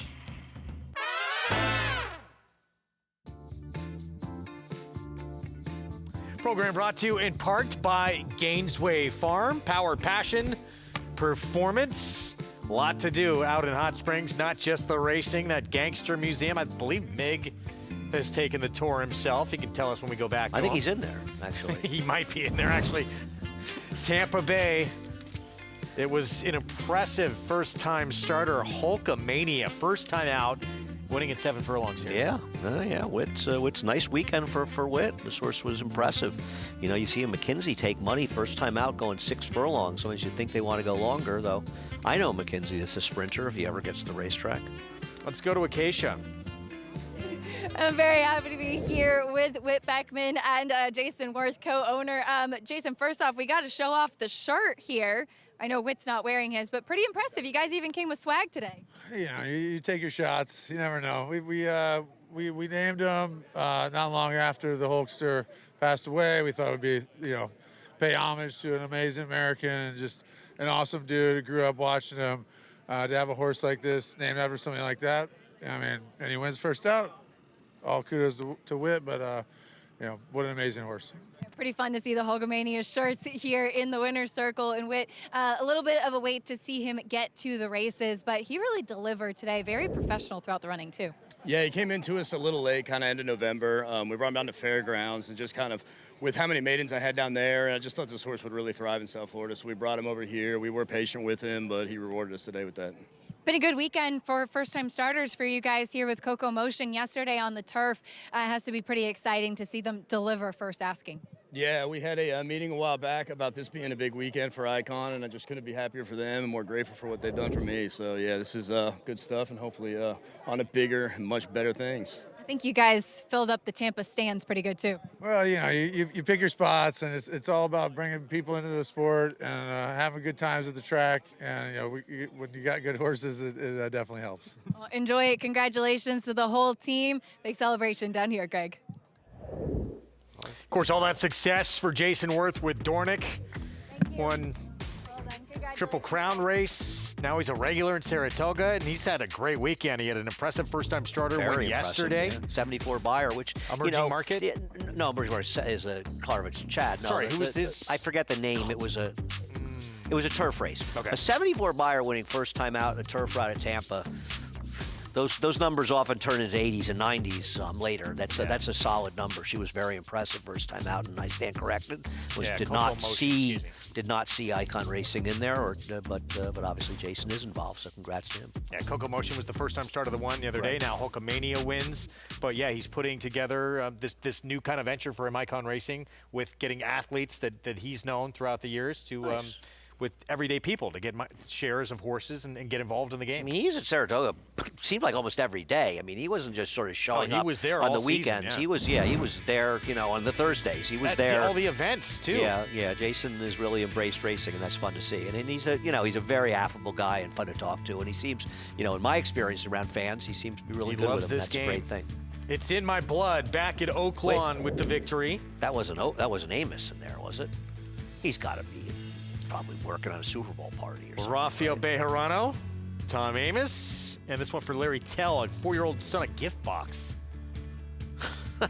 Not a lot of gift boxes doing well. Of course, originally was with Chad Brown and ended up doing pretty well in California. I want to say John Sadler, I think, eventually had him. I believe so. Yeah, this one won impressively at 12-1. I congrats to Tom. Not see this one myself. Claimed off of Joe Sharp. Got a second off the claim win for Tom. Easy got a claim from. Big pick 5 there, over $6,600 ending in this race. Feature is next. That is the King Cotton at 6 furlongs. 4-year-olds and up, sprinting. And right now, Roll On Big Joe, the 5. Taking all the money. Bob Hess Jr., Julian Leperoux coming off back-to-back stakes victories at Churchill and most recently right here at Oaklawn. He has gotten extremely good. I'll tell you something. This is a nice field. We did lose a few horses from this race, but Wendelson's a strong major field. player Wendelson too. is really good. I agree. I think it's a big matchup between these two, but Roland Big Joe's form has been sensational, and he's a speedy horse, but he does not need the lead to win. 15 of his 22 lifetime starts, he's been first or second. 9 of those wins for Roll On Big Joe. He's been in raging form lately, but I agree. Wendelson, you see the turf, it sort of throws you a little. You take the turf races out, and I mean, his form has been great lately. It's a big match. Do you think there shouldn't be this kind of disparity between their prices, right? I agree with you. Let's go to Megan for more here on the King Cotton. Well, I think this is a really competitive race, Greg. Is the feature, of course, is the number 5, Roll On Big Joe, who has been, as Andy had mentioned, in extremely strong form. And physically, he shows no sign of slowing down. His last time out, when he was able to capture that stakes effort, win in the Ring the Bell last time out, he just was much the best. Banishing now, looking to Saudi, and Roll On Big Joe with eyes on this lucrative sprint stake series here at Oaklawn Park. He looks incredible in the flesh. They sent him back down to Kentucky, and he has been training just like the freight train he was prior to coming here to Oaklawn Park on December the 13th. He is resplendent. He well-muscled, well-put together individual, and it's just really fun, especially to see these older horses, him at 6 now, really be able to come alive and into some of the best form of his career. And I think physically he hits on all cylinders in which you would want to see from a 3 to 5 favorite in this group. But the number 4, Bourbon Bash, comes off a very strong effort off of a very long layoff. We hadn't seen him since May of 2024 when he was still in the late D. Wayne Lucas barn. He came back last time out with an explosive performance in the Commodore, and he's just a well-made, compact sprinter who they paid honestly not that much money for him. He's a City of Light out of a Violence mare. And he just had been training so well here at Oaklawn.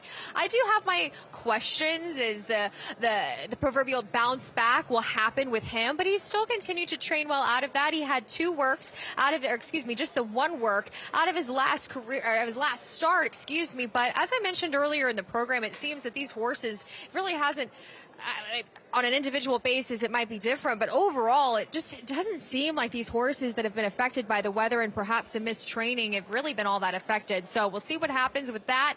But I think these 2, the 5 and the 4 and the 5, excuse me, Greg, are just extremely competitive, and they definitely look the part here in the paddock. Yeah, Bourbon Bash, the 4, off from May of 2024. Off for over 2 years and comes back with a 95 buyer victory in a stakes win at Oaklawn. It's just so hard to know what to do with a horse that, that runs that kind of race off the layoff. It's kind of amazing. It's the fastest race he's ever run from a buyer speed figure standpoint. You don't really expect to see that off of a layoff. Now, he had decent credentials coming in, but that was a big step forward, and he's going to have to run every bit as well as that, if not better, to win this race. And to expect him to run this race on the 2-year layoff and then come back and improve, it's certainly not going to happen with my money. I am surprised he's got to end up a longer price than Wendelson, right? Wendelson, to me, should be very close to your favorite in here. Roll On Big Joe. I'm going to look at the pick 3s. The pick 3s, the 3 and 4 are like the same price. Actually, the 3 is a slightly bigger price, and the 4 is a much shorter price. I'm looking at doubles. The Wendelson is the second choice in doubles. It's got so many races to go back to, and don't be fooled by those turf races in there. They do not matter. His dirt races are incredibly fast. The scratch of Frost Free, which came in kind of late, that does not help Wendelson. He's not that slow, but it helps Roll On Big Joe be a controlling speed, though. Yeah, no question. But to be fair, Wendelson's got a lot of speed, so he can be closer. And I think Bacon is supposed to be aggressive. As Richie likes to say, get your position going forward. Make that one run a little bit early. We'll see. 9-2. That is pretty enticing on this 3-horse. We're taking a look here at the 1, Lips Say Bliss. Look, at least is moving in the right direction the last couple of starts. Comes off a win, and the last 2 figures have been very good. Well, I think it shows how strong this field is that he's 14-1 right now because, as you say, his last 2 races from a buyer speed figure standpoint, they don't make him a 14-1 shot. Christian Torres will ride. Yeah, that is a huge number. I'm going to have to bet Wendelson in here. I don't believe we're going to Lips Say Bliss. Yes. The problem with Lips Say Bliss is he has no speed. And with the scratch of the 7, this pace goes so far in the favor of both the 5 and 3, who are the horses to beat, that it makes it even harder be another for him. County early on in this race. There's Wendelson, 9-2 with Tyler Bacon. I think it's insane that he's the same price as the 4. Because from a winner's standpoint, I think he is significantly more likely to win than this horse. Completely agree. Here's Bourbon Bash, that huge win off a 2-year layoff. I am very curious to see what he does after that race because he certainly ran well. Roll On Big Joe, the 9-time winner. He's 1 for 1 at Oaklawn. He travels all around. He meets good horses, and he's in great form. I mean, he shouldn't be 3-5 versus Wendelson, but he is the horse to beat. Just won the Ring the Bell on this racetrack. Tejano Twist, he's had some very big moments on this track. He's a really neat horse, but he's another deep closer. And, you know, he couldn't get to Rivet last time. He hasn't been able to get to Roll on Big Joe. Why is it going to be different today? Well, standing by with the trainer of the favorite. Let's go to Megan.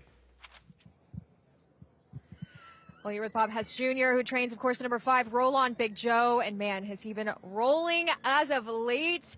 I mean, he was just so impressive last time out. But can you tell us how he's been training out of that effort? He's training brilliantly. We missed the work with the snow and everything. But I think he's fit, and he's got a great post.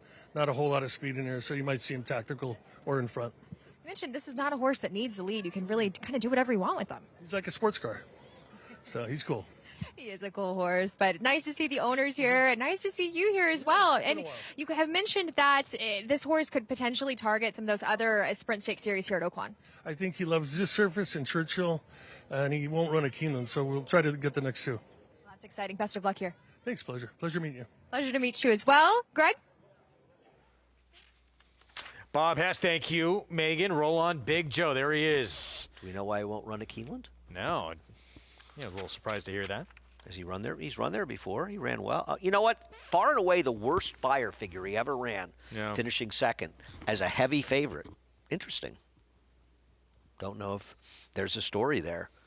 Hey, listen, he's really good, this horse. I mean, to be honest with you, this is a horse. He has won a great stake. He could be in big races going further this year. And I always like seeing the 6-year-olds, the older horses. This was his Oaklawn debut, and he certainly took to this track. Yeah, no, he ran well. Listen, Banishing, we're all familiar with how well he ran last year and easily holding off Tejano Twist.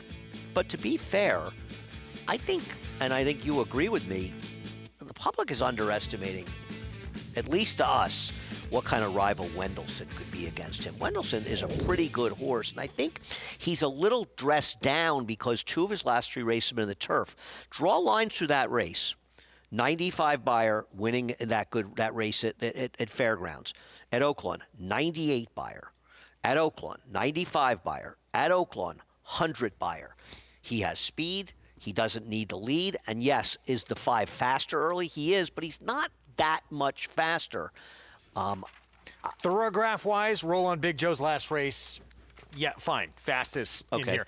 But you look at the 2, 3, 4, 5 starts back, Wendelson's race is all faster than Roll on Big Joe. And even the disparity in the last race is not very big. Even if neither one of us is saying we don't think Roll on Big Joe's the horse to beat. We're saying that the price discrepancy is way too big. It's getting almost ridiculous. Oh, let's go to the team in Hot Springs.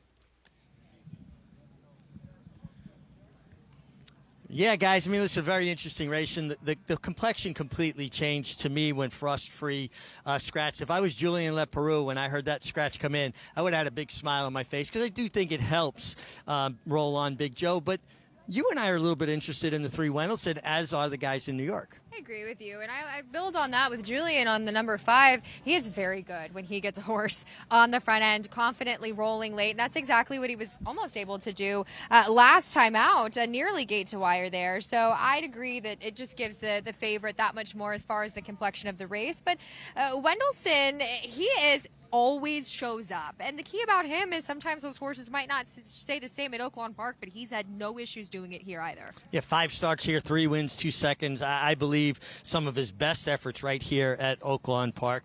Bourbon Bash came back off of an extended layoff, first time in the Steve Asmussen barn, formerly trained by the coach, the master, Wayne Lucas. That was a real nice return effort. It was, and we've kind of talked about potentially a regression off of one of the fastest, if not, I believe, the fastest figure that he's ever run. Is he going to show up with that same kind of effort? Here is the question. Right. Now you Roll on Big Joe. Again, we both feel like he gets a lot more comfortable because now at least he doesn't have any outside pressure. Even if Wendelson is going to show speed and kind of take him on a little bit, it's to his inside, and horses just kind of get in a better rhythm when they don't have that outside pressure. I mean, the thing about Wendelson is, he does do well with the target. We've seen him be able to kind of sit back and make that run. But at the same time, you're taking a horse like Wendelson, who, yes, that turf try maybe not what he wanted to do. But to me, Roll On Big Joe is the now horse, and the way he's been training, I think, has the edge. But if you look at the workouts, Roll On Big Joe also is a little bit more current on those than the likes of Wendelson. So we'll see how it is affected. Wendelson kind of has that last race on the 17th. So as far as the training is concerned, if that affects either one of them. Megan, I got to talk about the 6 Tejano Twist because I'm just a really big fan of this horse. I think, there's certain horses kind of get under your skin. He's always gotten under my skin a bit. He's 7 years old now. Father Time's undefeated. I'm living proof of that. He is a closing sprinter, though, a true closing sprinter.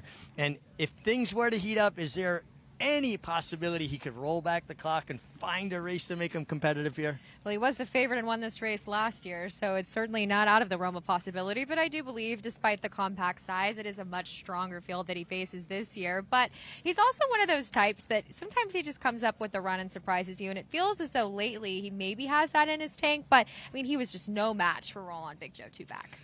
No, he wasn't, and Roll On Big Joe, again, aided by that big scratch of Frost Free. Now, I didn't particularly think Frost Free had a winning profile, but he certainly looked like he could have a say in how this race would be run. I mean, he ran in the Woody Stevens 2-back at Saratoga. He was a stakes winner here, there at Frost Free. Of course, the scratch is not to spend too much time talking about him, but we've talked about everybody else. Does the one Lipsay Bliss have a chance in the dark after a dead heat finish last time out, coming from off of things as well? Well, he is a much deeper kind of closer. He'll be back there with Tejano Twist, but you get Christian Torres. And listen, obviously, I'm always going to be a fan of jockeys. I have respect for them. Christian Torres is just really riding lights out, and a lot of it has to do with confidence. To me, when I was riding, Megan, if I was riding well, it's because my confidence level was high. If I was riding poorly, it was those split seconds that you hedge or you think, maybe I shouldn't do that. And those opportunities, those moments are gone then. He's really responded, the number one Lipsay Bliss, to being the cutback. I mean, he has come alive in his last 2 efforts there for Robbie Medina. And I will say, I certainly preferred other physically. He wasn't anything to write home about, just in terms of his flesh and condition. I thought, honestly, I preferred him physically last time out. I actually didn't quite think that he was up to his 100% just as far as looking at him. But I also think that he's in his best form, and he might shock at a price underneath. Your top selection? Top selection, I'm going with the chalk here. Roll On Big Joe, physically and in the form. He just seems to have the edge on this group at this point. They're loading up. Let's send it up to Matt Dinnerman up on the roof here at Oaklawn Park. Roll On Big Joe about to step it. And Tejano Twist to the outside post. We're ready to go. And they're off in the King Cotton Stakes. Lipsay Bliss off a step slowly. Wendelson going to the lead here. Bourbon Bash takes a hold second. Roll On Big Joe happy to track today, but he's moving up 3 wide to get closer. There goes Roll On Big Joe. Bourbon Bash is moving through between horses. Wendelson off the rail here, but is inside of those 2. Those 3 pretty much across the track, and now Bourbon Bash is taking over here. We come back to Tejano Twist. He's 7 lengths off the leading trio and 3 back to Lipsay Bliss as they go into the far turn. For a stakes field, they didn't go all that fast for the first quarter, 22-2.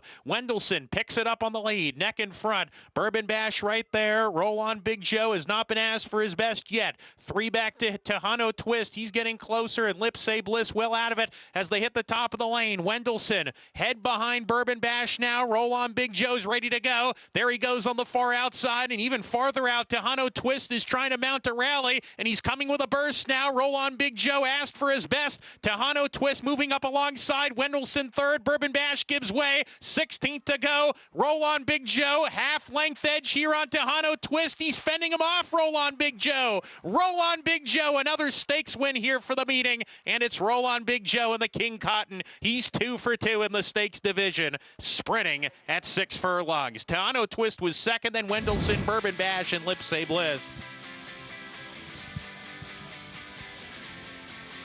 Well, I was questioning, Megan, the tactics being employed by Julien Leproux during the running of the race, and it turned out to be the right move because he needed all of the energy he had saved to hold off Tejano Twist, who ran a big one.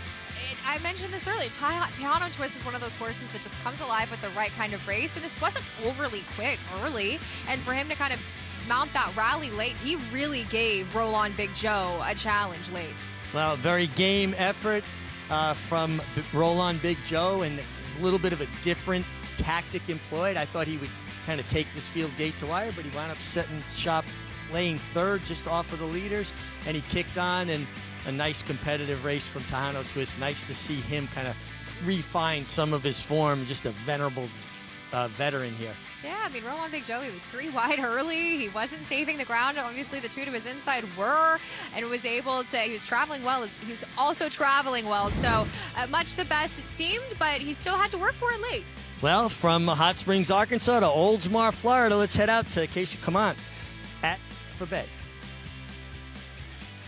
And the nightcap coming up here, a really good allowance race on the turf, Richie, as they'll go a mile, and layoffs that seem to be the name of the game in here, as is the case with your current 7-5 favorite, Concora. I actually saw this horse last year, which was the last time that he ran here at Tampa, with a pretty promising maiden score, winning by 5, was beaten by his stablemate just narrowly prior to that. So he had a couple of good efforts, sent to the bench, was gelded, came back. He looks much the same as he did last year. If anything, he has kind of strengthened and filled out, but incredibly fit off the bench, aggressive in that solo warm-up, just as he was last year too. But he looks like he is ready and definitely has gotten much more on his toes now that they've moved over to the turf course.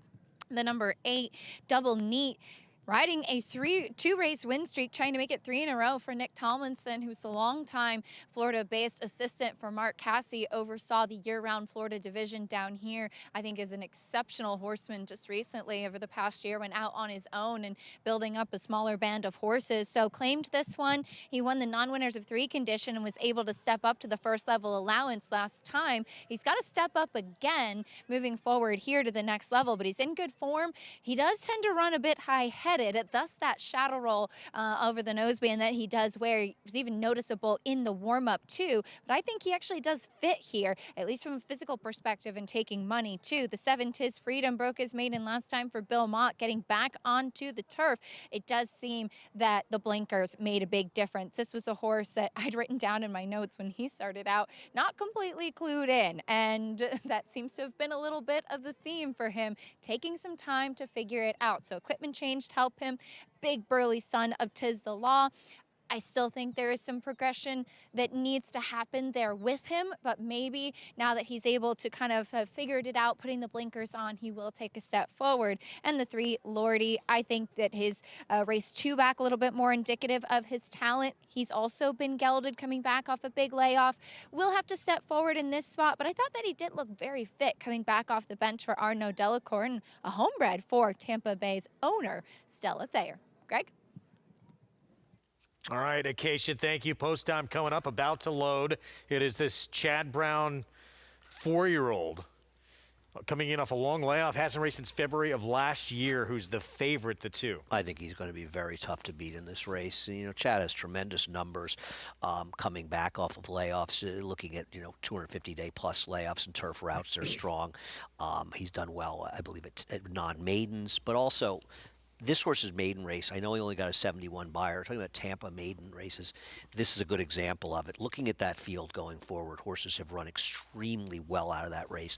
I think it's a race that's actually a lot better than it looks. Pretty quick time, too, wasn't it? Yeah, well, turf was probably pretty firm. I thought Double Neat, the 8, was the other horse there. The public agrees that horse is the second choice right now at 7-2. I just think she's run some pretty good figures. I don't disagree. The Mott horse, Tis Freedom, not impossible, but I'm not against the favorites in this race. Real Savvy, the 4, taking a little attention as well. 2-time winner on the lawn. It's a little bit cheaper than these. I thought he had a very good trip last time. That check first turn is nonsense. Just sort of finding position behind horses. It didn't really have any effect on how he ran. Jason Beam with the call. Here's race 9 from Tampa Bay. As Groot comes up to the outside. They're in the gate.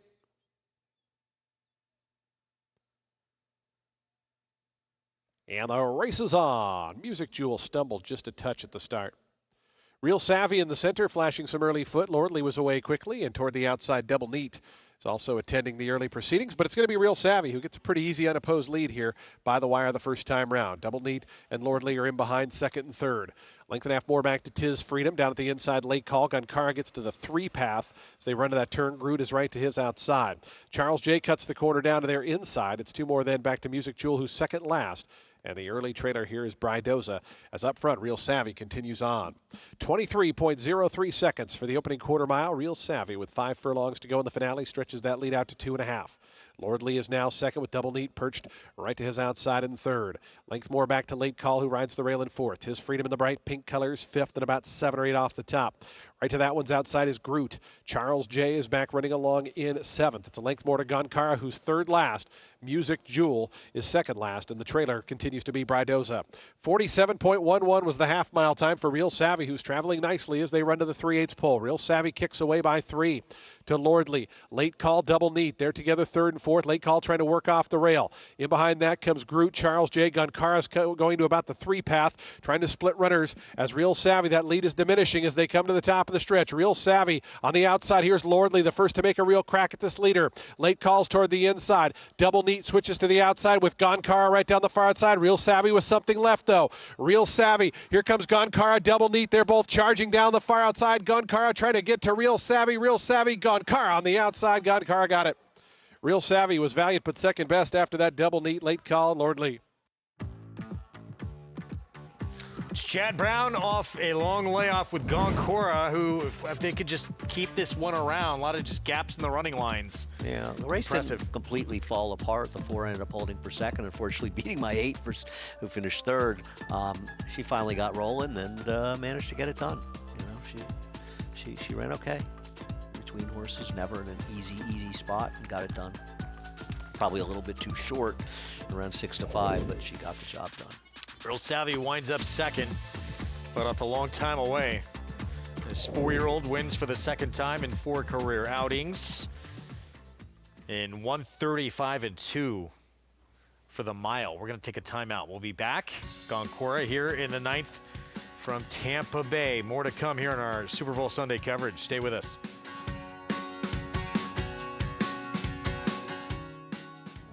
Quality Road, proving Lane's End's tried and true stallion-making tradition. Quality Road has sired multiple Eclipse Award and Grade 1 winners, including Champions National Treasure, Corniche, Abel Tasman, and recent Grade 1 winners Hope Road and Clicquot. He's a leader of his generation. Quality Road, a stallion that stands above the rest. You bet with Naira Bets. Bet any track, anywhere, anytime. Download the Naira Bets app to play today and get a $200 deposit bonus. Watch live horse racing. Get expert picks. Boost your bankroll with weekly promotions and hone your handicapping skills with exclusive tips and tutorials. Download the Naira Bets app now. Sign up now to claim your $200 deposit match bonus. You bet with Naira Bets. First again and again and again. First mission, 4 graded stakes. He made finishing first his mission, and all with big buyers. Now he's a Darley stallion, and breeders are falling in love with him. Here's fabled horseman John Williams. First Mission is an eyeful. He's beautifully balanced, and I love the way he uses himself as he moves. Come to see First Mission and tell us your first impression. Consider it your mission. The Fasig-Tipton Kentucky Winter Mix Sale, a catalog featuring quality breeding stock, including stakes caliber racing and/or broodmare prospects, mares in foal to America's top sires, and a strong selection of short yearlings, producing success stories for buyers year after year. Don't miss the last mix sale before the breeding sheds open.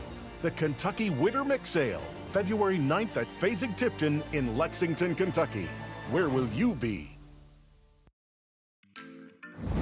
Back with you on our Fox Sports 2 coverage. Roll on, Big Joe keeps on rolling indeed.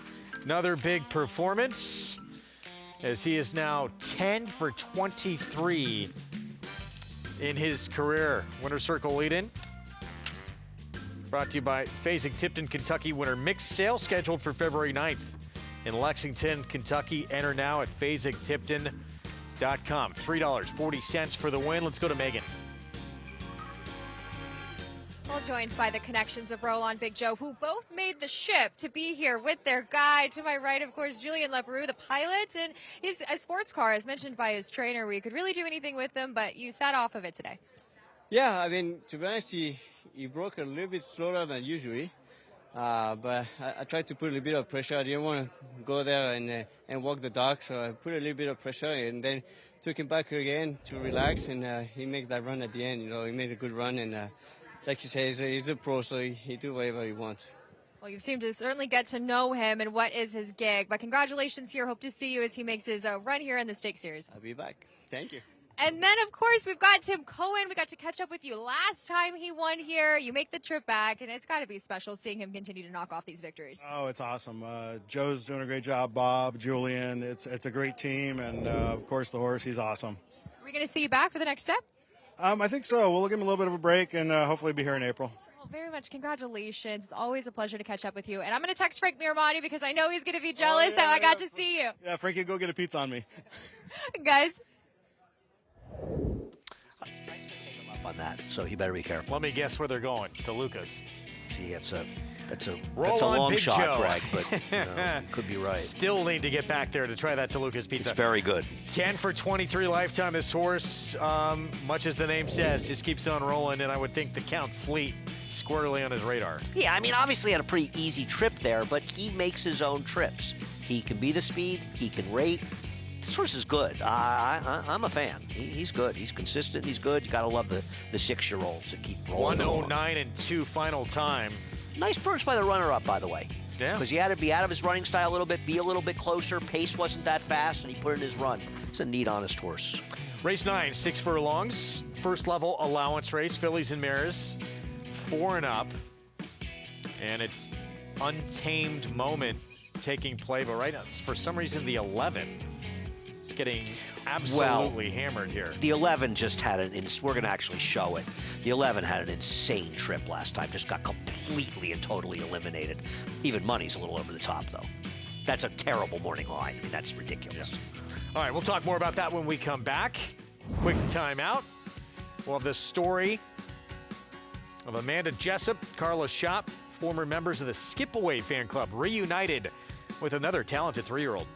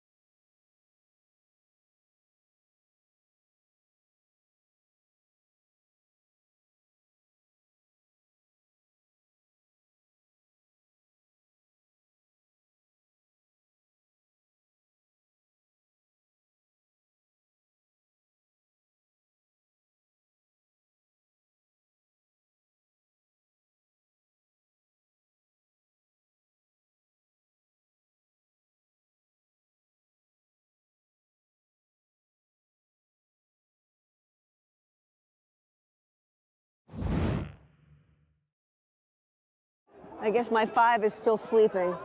There's my 5, probably dead last. Oh, no. Can you make 3rd? Where are you? Nah. Whatever. It was $2 across the board, like I said. Here we go. Okay, here we go. Schoolyard Superman time. And Lafitte, we have a really special story that we've been following in today's Withers. Schoolyard Superman has some pretty special owners here. So I'm very pleased to be joined by Amanda Jessup and Carla Shop. Yeah, 1996, I was 12 years old. I mean, over 25 years ago. And Carla and I have kept in touch, and it's just so ironic that now we're both micro shares of another great, hopefully a gray racehorse that will become great. So. We both fell in love with Skip Away from the Bluegrass, and it just kept going. And she got a gray horse, you know, and we just both love grays, and it's so great. Thank you both. Thanks. Well done. Very nice Great to meet you. Nice to meet you. Thank you so much. Great Best to of luck meet with your you. rescue. Yeah. We're Thank you. easy. I And I appreciate love your that. scarf. Thank you very much. He is a big horse. He is. I love his roam. Well, how tall was Skip Boy? 16'2"? Skippy was built like a Mack truck. He was. I'm telling you. Like the deep chest, big butt. He's got a big butt. He's too young to have the deep chest. He's so pretty. He's so pretty. Oh, look, he went like this to me. He likes his picture taken. He went like this. You got a carrot? I'm a little nervous. Are you nervous? No, for some reason I'm not yet. I'm on a clean trip. I'd like to see him win. If he doesn't win, if he loses by a nose, it'll be sad. But it would be nice because that also says he can do the distance. Let's go. Come on, Superman. And he broke good. He broke in good. the Withers, and breaking outward was 4th and 1. Jamie Rodriguez stays aboard, but will be the early trailer. Schoolyard Superman is trying to pick up this leader who's sprinting clear. Come on! He's second. He's gonna drift. Still Schoolyard Superman battling on gradiness, but with a furlong left to go. What do you think happened? Just the better horse won today, or what? Yeah. Well, So and it's this is 6-1-3-2. This is his longest race. He's 6-1-3-2. Yeah. I don't think his Kentucky Derby bid is like long gone. Yeah, we'll see what they decide to do. Yeah. Well, unfortunately, it was not Schoolyard Superman's day in the Withers, but for these two to get back together after all those years, being part of that Skip Away fan club over 25 plus years ago, and being reunited now, micro share owners in another horse together. Neat story. I love Skip Away, so I'm with him on Skip Away. No doubt about it. The Schoolyard Superman is no Skip Away, but very few were. I think Skip Away is one of these horses because of when he came around. You know, I mean, he beats Cigar as a 3-year-old. You know, I think people don't. He ran a plethora of 120-plus buyers. I mean, you know, they talk about Flightline. I'm not knocking Flightline. He was an all-time great talent. There's no doubt about it. But Skip Away was fast enough to compete with him on a lot of days, and he danced every dance. I mean, he would run every 3 weeks. He never missed a race. I think there's some story he had 45 or 50 or something, you know, what is it, the number workouts, you know, the best workout at that distance. No bullet workouts, really? Skip Away was a true great, I mean, a great horse. We got race 9 at Oaklawn approaching the 8-minute mark to post. Kicks off the late double. We'll talk more about this field when we come back.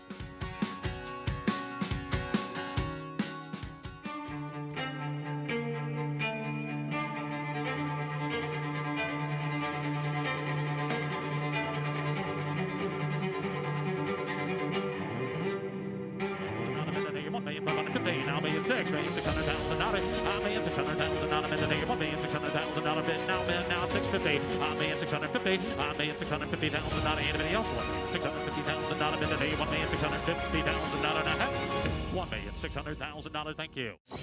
You bet with Naira Bets. Bet any track, anywhere, anytime.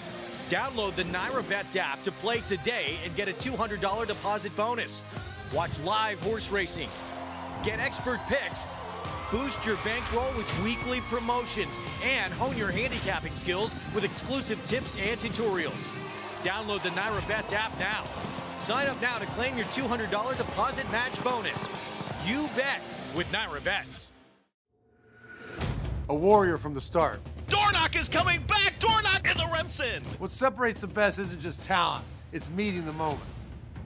Look your rival in the eye and say, not today. It will be Dornock to win the Belmont Stakes. And Dornock stubborn! Dornock wins the Haskell! A world-class athlete made for the fight. That's Dornock. It's America's original sport, and no one covers it better than americasbestracing.net. From the sport to the lifestyle, the best races, horses, and destination venues, cocktails, gambling, fashion, and more. americasbestracing.net is a sport for you.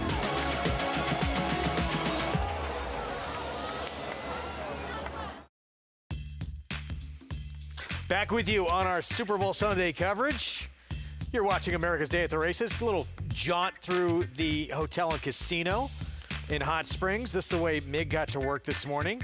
Is Megan? No, he's not staying at the casino. Megan probably is. Richie's sleeping actually in front of one of the slot machines, I think. I don't know if he's staying there, but apparently he's been spotted. I think I'm kidding. Have they done the hatchet throw yet? We need to ask. They should if they haven't. I know Maggie's but big in the hatchet right show. To the paddock. What could be better? Race 9 and the 6 furlong sprint coming up. It's the 11 who we'll talk about again. It was the favorite and that huge maiden win on a wet track, gone for more than half the year, and then Trip coming back. But we'll start things off with Delasina from the inside.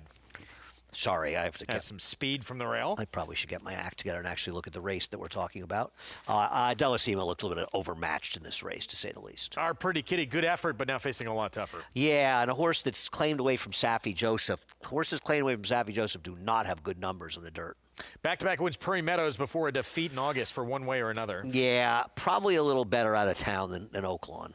These are long shots. Key to success had won 3 in a row at Thistledown, and then life got real at Oaklawn. Yeah, once again, it seems, though, he actually ran okay, or she did, excuse me, at Oaklawn last year. Music Mistress, 2-back winner at Louisiana Downs. Another horse gets faster. I mean, look at the prices, the inside 5. Untamed Moment, 2-1. Where did this improvement come from, huh? In the second start last time out, this horse ran a huge figure. She's the horse to beat. Coaster for Ron Moquette. I mean, second in a stake last start. Her recent form has been pretty good. She's also a horse that can be reasonably forwardly placed. Let me take a look at the pace projector. She should be setting second to the number 7, the favorite. The horse we're going to talk about more, the favorite, just went by Pahoho Doro for Phil D'Amato. Here's the 12, Philly Crystal. Right. The problem with the 11 is her one good race in a sloppy track. Philly Crystal ran a huge figure last time out. I want to see it again. I'm not buying it, but was claimed by a trainer who's very good off the claim. Big debut for Ozona and then backed up at Oaklawn second start. Yeah, but it was going longer. Still got to have to improve to beat this field, and it was in the slop at Indiana. And C'est la vie Charlie on the outside. They'll be saying C'est la vie after the race. All right, let's get back to Pahoho Doro and talk to us about why this horse is taking all this money. Well, I mean, this horse, broke about a half slow. I don't, that wasn't that major, but this is a number 5 horse in this race. Gets that good position inside after a little bit of a slow break. So I do think that she can be a bit closer. Take a look. She's a number 5 in those green silks, and watch what happens here. I mean, this is not. It gets far worse than this right here. That horse backs up in front of her, and she's literally pulled up out of the race. I mean, lost 3-4 lengths of position there, and at that point the race is over. Now kind of tries to rush up and somewhat get into contention, but you're talking about a horse that had major trouble right there. I will give her a big excuse. She was coming off also an 8-month layoff in there. She's dangerous, but she's got a real rival in the number 7. And this is not an easy spot. She's got a real rival in Untamed Moment. But look, weaving through traffic here, that was quite a trip. Yeah. For Pahoho Doro. I got to say, as we kind of shift gears and talk to the 7 for a moment, that number was not close to as fast Thoroughgraph-wise, is the Buyer's I was Beat going to favorite. ask you that because Timeform has it close to the buyer, to be fair. But I'm looking at the horses out of the race, and I'm wondering if that number really holds up. You know, you look at the horse. I think the other speed was a Phil Bauer horse, finished 5th. Ran an 82 in that race. I ran an 82 before, actually ran a 74. I'm a little bit suspect in the Fig, too. I'm going to bet the 11. Let's send it out to Hot Springs. Get their take here on this 9th. Yeah, I mean, it's a very competitive race. Couple different ways you can go. We're going to start with the 7, who is now ticked over to your favorite at the moment, the 7, Untamed Moment, who comes off a very game effort, Megan. And coming off the layoff, we kind of mentioned what was this race, right? And the Lee Blancs and the David Fox barn had mentioned that this filly had really grown up and mentally and physically had really come into herself. And that's exactly what you wanted to see. I really liked her last time out, and I agree as far as the figure is concerned. Queen's Martini wasn't a world beater, and she also came back and I believe regressed when they put her in against Tougher. But we'll see if she can come back and build off of that. I believe she can, and I think she even looked even more fit and strong, now 2nd off of the time away. And the other horse that's taking a lot of the money is the 11, Pahoho Doro, who obviously with that trip, now Andy Serling had pointed that out to me this morning, and I went back and watched the replay, and I feel like the trouble line in the racing form kind of understates it. It says, you know, broke out, traffic checked. Yeah, she checked, but it was basically she was eliminated. It was a severe check. It was incredibly severe, but you had mentioned this earlier that she still had fight in her. It's not like she had given up wholeheartedly. She took herself back into the bridle, and she still had run and then had to weave in and out of traffic. But a devastating trip, and the clockers, everybody here at Oaklawn Park, she was a buzz horse coming off of the layoff. As you can see, she took favoritism the last time she ran, and I'm hoping this can be her redeeming moment. That horse right outside her, who's taking money, but faced much easier last time, is the 12 Philly Crystal. It's pretty insane, the money that this horse is taking. She got a picture-perfect trip last time out, loose on the lead. That's exactly what she wanted to do. We saw Demi come back, the filly that beat her. She was nowhere earlier on in the card, so we'll see how she takes to another tough group. Last time was the time with this horse, and this is just way too tough a spot. And you like a little bit the 13 Ozona on the turnback. I love her on the turnback. She chased and then just faded last time out, coming off a little bit of time from that sloppy Indiana effort. And she's just an absolutely gorgeous daughter of Volatile, who's kind of has a little bit of upside. Who is she as far as her identity individually? But I think that she is also one that kind of carries her weight in her flesh. She's a big girl. She's got some size and muscle mass to her, and she's got some power from her hind end. So I'm interested to see if she can rebound, cutting back in distance out of a tough spot as well last time out. Getting back to the 11, Pahoho Doro, and this is, I think, a better question for Andy. Serling, Andy, you know, back in the day, we didn't have replays, you know, as readily available to us, and it would have been harder to identify this horse, you know, off of the race. Yeah, you would read the trouble line. She took money, but it really has gotten somewhat easier, but also other people get to see everything that you get to see, and you don't have to keep as extensive a collection of notes. Would that be a fair statement? Actually, Richie, that one, you know, people talk about CAWs a lot, and there's no question they are a major discussion point in racing. But the other reasons it's become hard to win is the access that people have to information. They don't have to take a copious notes on race day the way professional horse players we did in the past. You can just watch replays. You watch 15 replays in an hour now. You still got to do the work. You have to do the work, but it's not. But back in the day with the VCRs, you taped it, it took hours and hours. All the work is so much easier and at people's fingertips. And that's another reason the game's gotten tougher, is the public is so much better educated because so much information. Formulator from DRF giving you information. Work that took 5 and 6 hours the past now takes an hour to an hour and a half. Matt.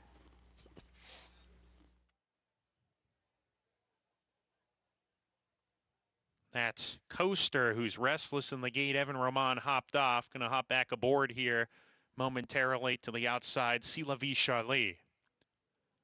See La Vie Charlie goes in. We're ready to go. That's the 3, one way or another, who opened the front of the gate but didn't get out. A few of them a little squirrely in there before this race here, one way or another, opening the front of the gate. They're going to settle her back in.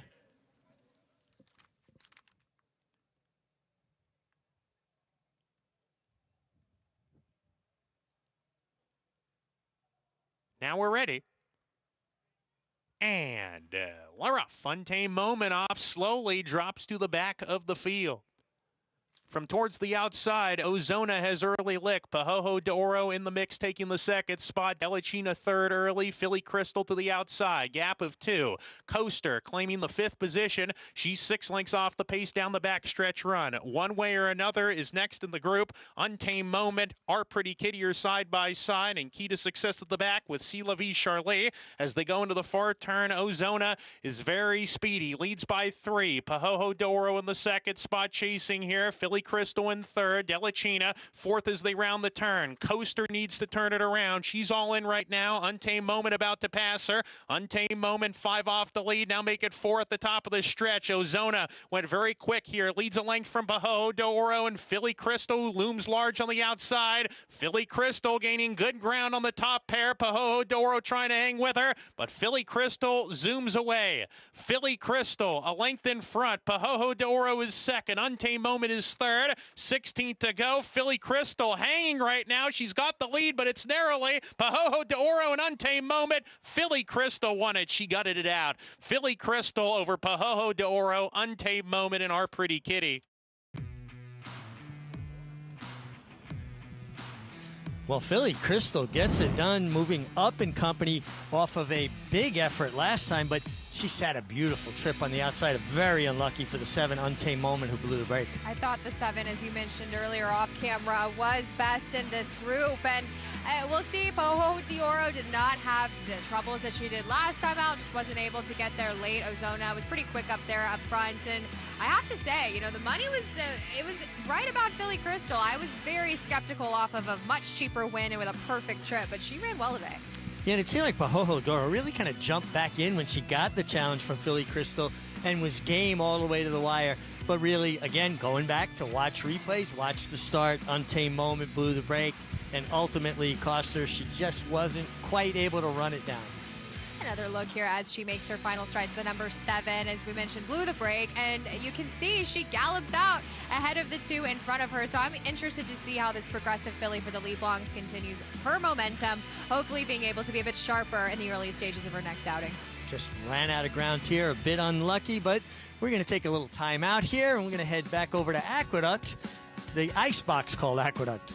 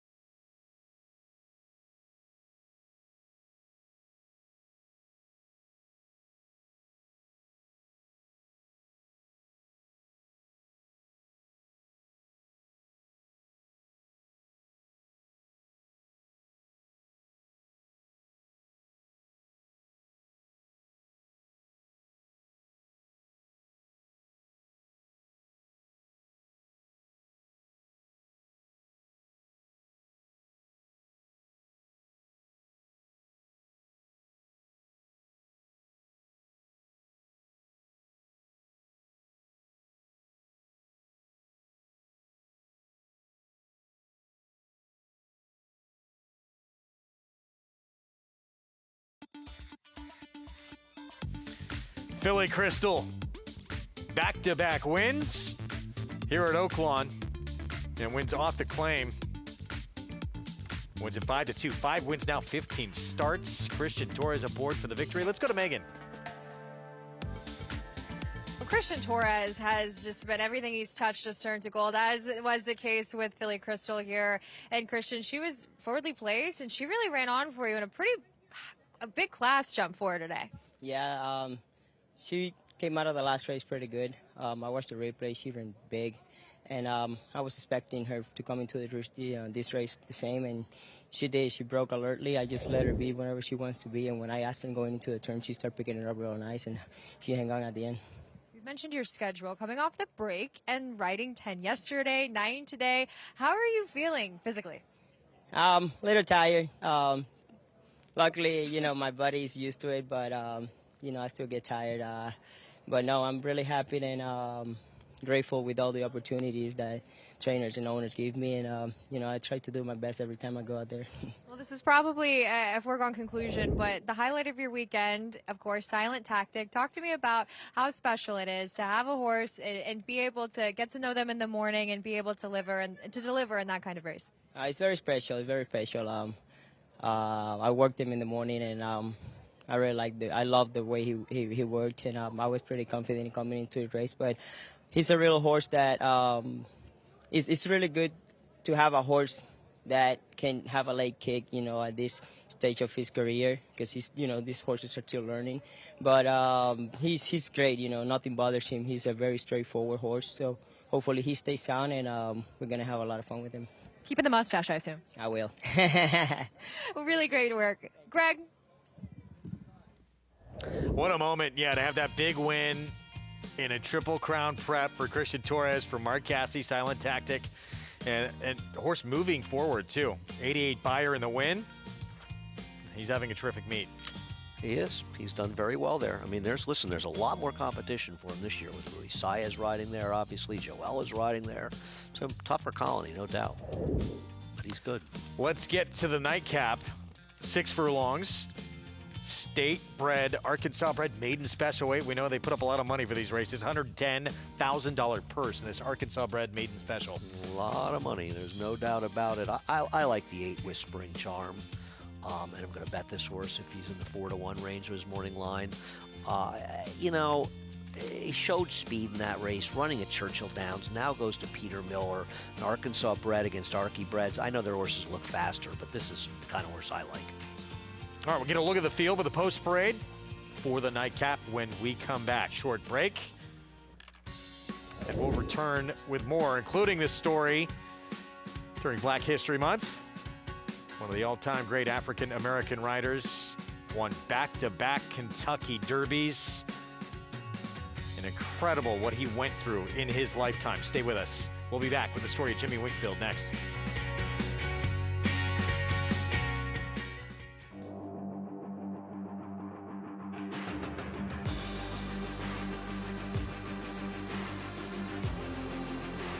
Bright future indeed. Bright future, the son of Curlin to win by 4.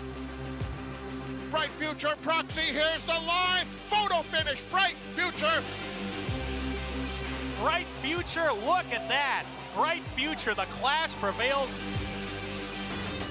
Bright future, standing at Claiborne Farm.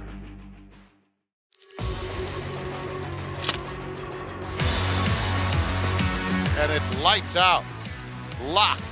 Pouring it on, running aggressively through the stretch to win by 7 easy lengths. Here is Locked. Locked racing by on the outside for the lead. Locked, the wine steward, it is Locked. Here comes Locked after Mulligan. Locked catching with every single stride, and Locked will win the Cigar Mile.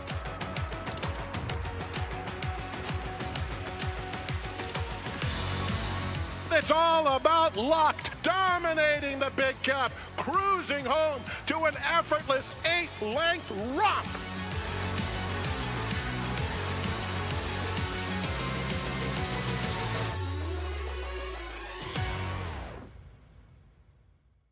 Saturday defending champion Forever Young returns to face a star-studded field in the Saudi Cup. A win and you're in for the Breeders' Cup Classic. Undercard kicks off Saturday morning, 8 a.m. Eastern on FS2, followed by the Saudi Cup, noon Eastern on FS1.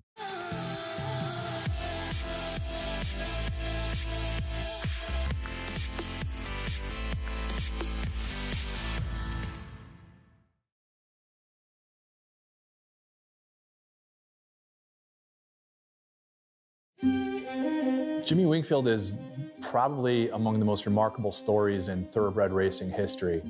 You're talking about one of the most accomplished jockeys in a very short span in America, the only black jockey in the 20th century to win the Kentucky Derby, and he did it in back-to-back years. He was only the second guy to do that, following in the footsteps of Isaac Murphy. But his career in America is very short. After 1903, he was basically forced overseas. He had a conflict with John E. Madden, who was one of the top turfmen of the era. And there was also a lot of racism on the American tracks that really forced a lot of the black jockeys out of the game in America. Some went overseas, some just had their career end. But Winkfield had a remarkable journey throughout Russia, throughout Europe. He won over 2,500 races, and then he had success as a trainer. But it's also, you know, the other part of the story is what happened off the track. He had to escape the Bolsheviks during World War I in Russia. He had to escape the Nazis during World War II in France. So he had a remarkable life, and he kind of almost got overlooked, but some historians really revived his legacy. And through that, he was able to get inducted to the Hall of Fame, to have a stakes race named after him in the New York Racing Association. So just a remarkable life, and it's great that his history has been preserved. It's a different sort of history than you see in baseball. You didn't have that one person that broke that barrier. But Winkfield's story as being the last one to win the Kentucky Derby and one of only a few to win it in back-to-back years, I think is really inspirational, and it's a big part of racing's history. Really an incredible story, terrific rider as well, just a talent. But yeah, escaped the Russian Revolution, the Nazi invasion of France, not to mention the blatant racism he had to deal with here in the U.S. All he overcame in his life. Incredible. No, I agree.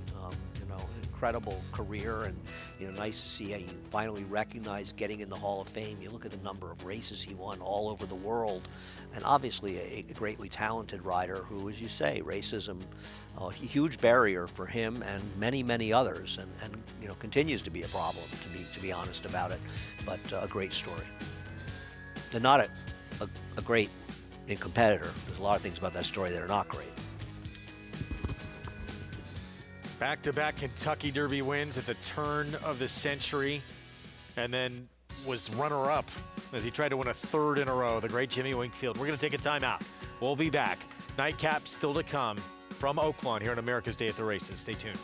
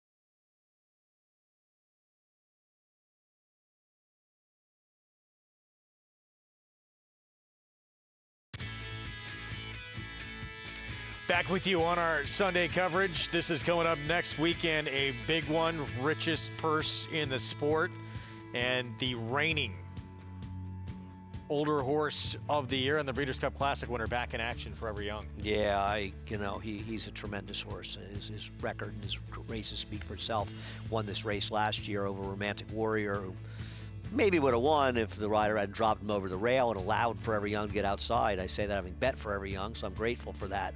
But you're talking about world-class horses, and while he's facing Nisos, who's obviously very good, I don't think he's in the class of Forever Young. Forever Young runs his race. They're all running for second. Nisos going to line up as well for Bob Baffert, the Breeders' Cup 100 Mile winner, who came back and won a Grade 2 at Santa Anita at the end of December.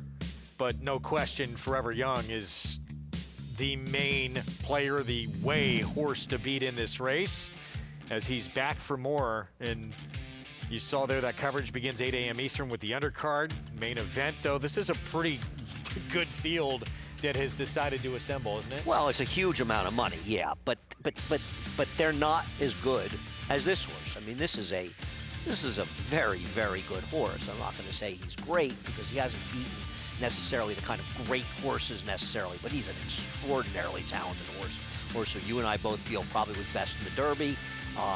He ran well in the Breeders' Cup Classic last year in third. He ran extremely well this year. There's nothing to say. This horse is the goods. Fun to watch. Yeah, he's the goods. And hopefully, can come back with another tremendous year ahead. But yeah, a very good group that's going to line up underneath him. But no question, he is the main attraction and the one to beat. And we're going to have live coverage again, starting at 8 a.m. Eastern on Fox Sports. Check your local listings, and we'll have coverage of that Saudi Cup. Yeah, I mean, our first post is 12:10 here at Aqueduct next Saturday. I'm looking at the PPs now, and I believe that race will be run during our coverage. Yes, it will. So we look forward to that coming up next weekend. And we'll see what Forever Young can do coming back now. Wow, as a 5-year-old. Yeah, and were you saying to me that they were hesitant about committing to coming back for the Breeders' Cup again? I've not heard. Somebody had said that to me the other day. Whatever. Nightcap still to come out in Hot Springs, approaching the 8-minute mark to post for this Arkansas-bred maiden special weight. Let's go back to Oaklawn Park.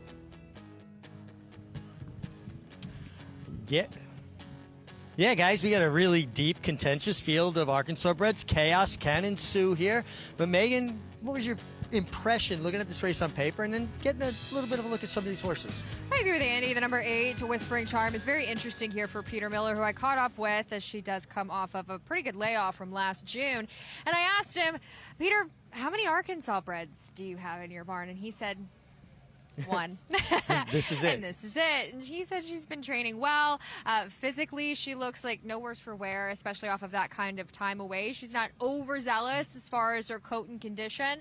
She looks to be doing well. And I think that in terms of taking a step forward and perhaps getting more distance could be to her benefit. You know, and just for people to know, she ran an open company, showed very high speed, and now she gets to compete against horses bred in the state of Arkansas. Now, roughly 18,000 foals in North America a year, and about 230 of them are Arkansas breds. So it shrinks the gene pool that they have to compete on. And that's no knock on Arkansas breds. We've had some brilliant Arkansas breds over the years, probably most notably a horse named No Double, who I believe should be a horse inducted in Racing's Hall of Fame. Yeah, and Peter Miller, as far as this horse is concerned, is very strong, with 22% with maiden second timers. And this definitely not overzealous as far as the pedigree is concerned with her, and also gets Lasix for the first time. Okay, guys, we're going to head out for a little break, and we'll have race 10 on the other side of this break. Horses are out hitting the racetrack.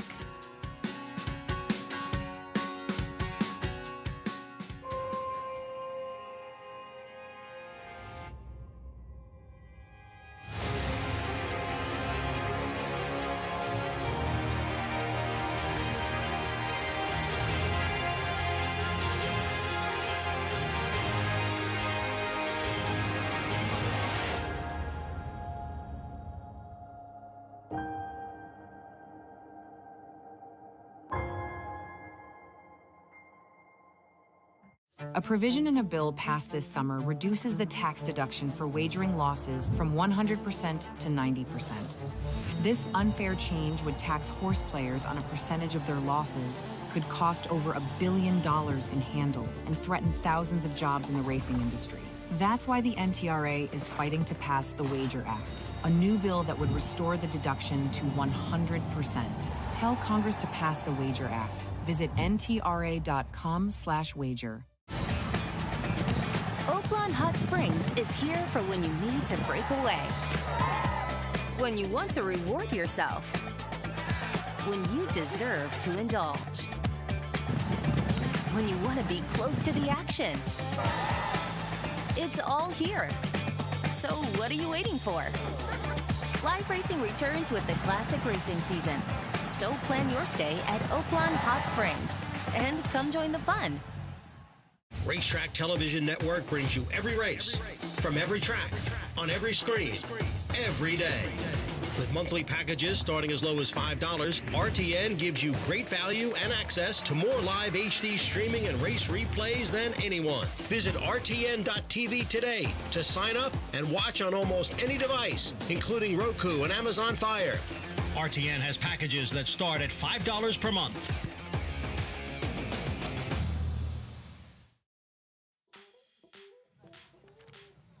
Back with you. On our Sunday coverage, you're watching America's Day at the Races, brought to you where you can play it all at Naira Bets. Bet any track, anywhere, anytime. At Naira Bets, going to close things out on this Sunday card in Hot Springs with an Arkansas-bred maiden special weight 6 furlong sprint. And we'll get a look at the field here coming up. Somewhere out there is Praise Paulina, but we're looking at the 2 right now. Valeska's Promise, second-time starter. No money for this first-time starters. Not a lot of pedigree to speak of. Oh, the 2? No, nothing to say about that horse. Stevie Kicks debuting for Shea Stewart.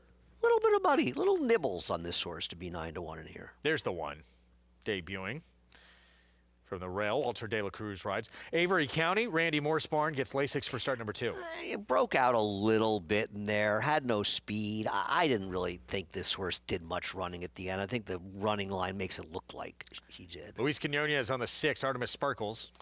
Not a lot of pedigree to speak of, no money. Tom Vance Barn with Breaker Wave debuts. Ditto. Peter Miller Barn looking for another win today. Whispering Charm, second-timer. I like Whispering Charm, who showed speed first time out against much better. Here's Bees Luck taking no money. Yep. 98-1 in the debut. Yep. Paroli, Ron Moquette takes over. You know, this horse ran a big figure last time, but it was at Remington. A lot of times that form does not translate. Rock in the Lane, 46 Spires, first 2 tries, both at Oaklawn. Very logical horse off those races. I can't knock that. Didn't do a lot of running, but fine. Miss Chocolate getting Lasix. Yeah, I'm not sure why the 11 is 2-1 and this horse is 5-1. I mean, I don't think their chances of winning are significantly different. I'm not saying I love either one, but I don't know why this horse is a much bigger price. And Sino Gia gets in off the also eligible list, was 106-1 last start and ran like it. Only a fraction of the price today, though, at 52. Yeah. Like half, really. Getting better and better, as we like to say. 3 minutes to post here in this finale here. Let's look at Rock in the Lane. There's the 11. So the 2-1 favorite here, Chris Hartman Barn. And we will go back to the most recent effort. Start number 2, December 12th. Winds up 3rd, but a little bit closer than had been previously. Yeah, I don't know what the trouble line really was all about, so I don't know. I didn't see a lot, but maybe I missed something. It just ran okay. In terms of form, though, in this field, I mean, this is one of the better form lines. No question about it. I understand his favorite. I don't think there's a real discrepancy though between this horse and the 12. The odds, like I said, I like the 8. The 8 showed a lot of speed. I know didn't finish, but even took money in Arkansas bred running against. I know it was a restricted race, but still running against opens at Churchill Downs. You know, this horse has real speed. I got to think this horse is going to be forward in here, and this is the kind of horse that I like in these spots. Listen. I don't know. Maybe she just can't run at all, but she doesn't have to do a lot of running to beat the ones that we've seen. Let's go to Megan. Megan. Yeah, guys, I mean, these races are so tough. Big fields, and it's about trips, and you got to several first-time starters as well to kind of muddy the waters a bit more, Megan. Yeah, I think that ultimately the horses that do have that experience under their belt, Meg, have the edge on this group. And I agree with Andy as far as the 11 Rock in the Lane. I must be missing something too as far as the traffic, because I didn't see that there was much in her way as far as what the short comment suggested either.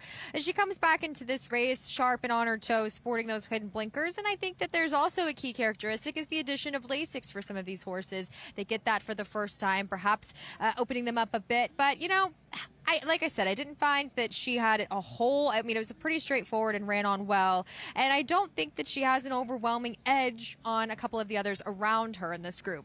And to me, she kind of ran the same race that she ran at Churchill Downs in that company, kind of an even, just steady kind of a exact pace, same figure. I mean, exact same kind of race as well. So I agree with you there.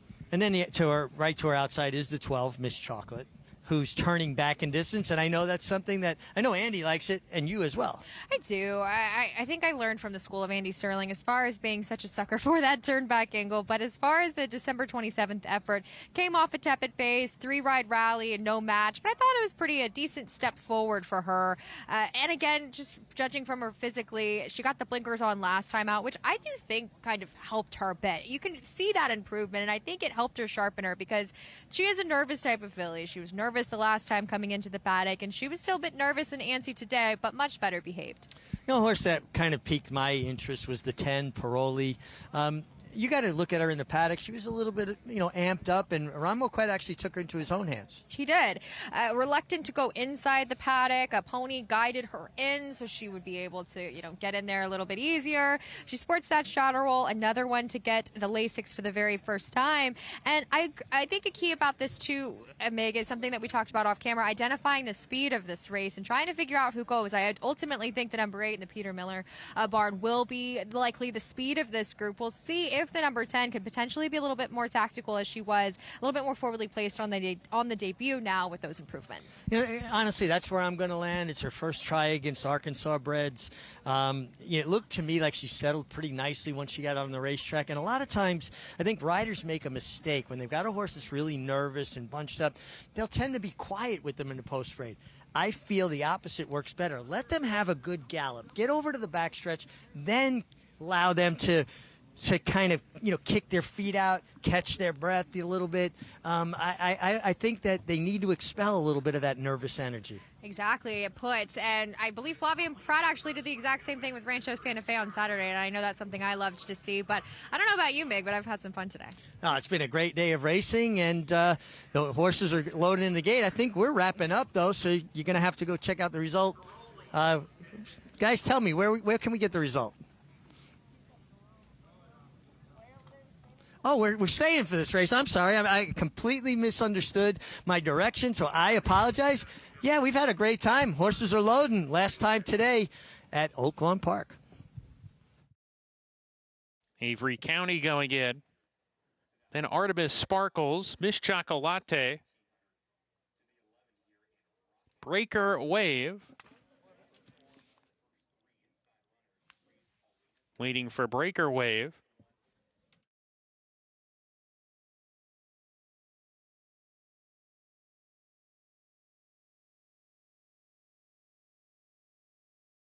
C-Note Gia to the outside post. C-Note Gia to round out the field. C-Note Gia backs away. Live racing resumes on Friday. We're ready to go in the finale. And we're off.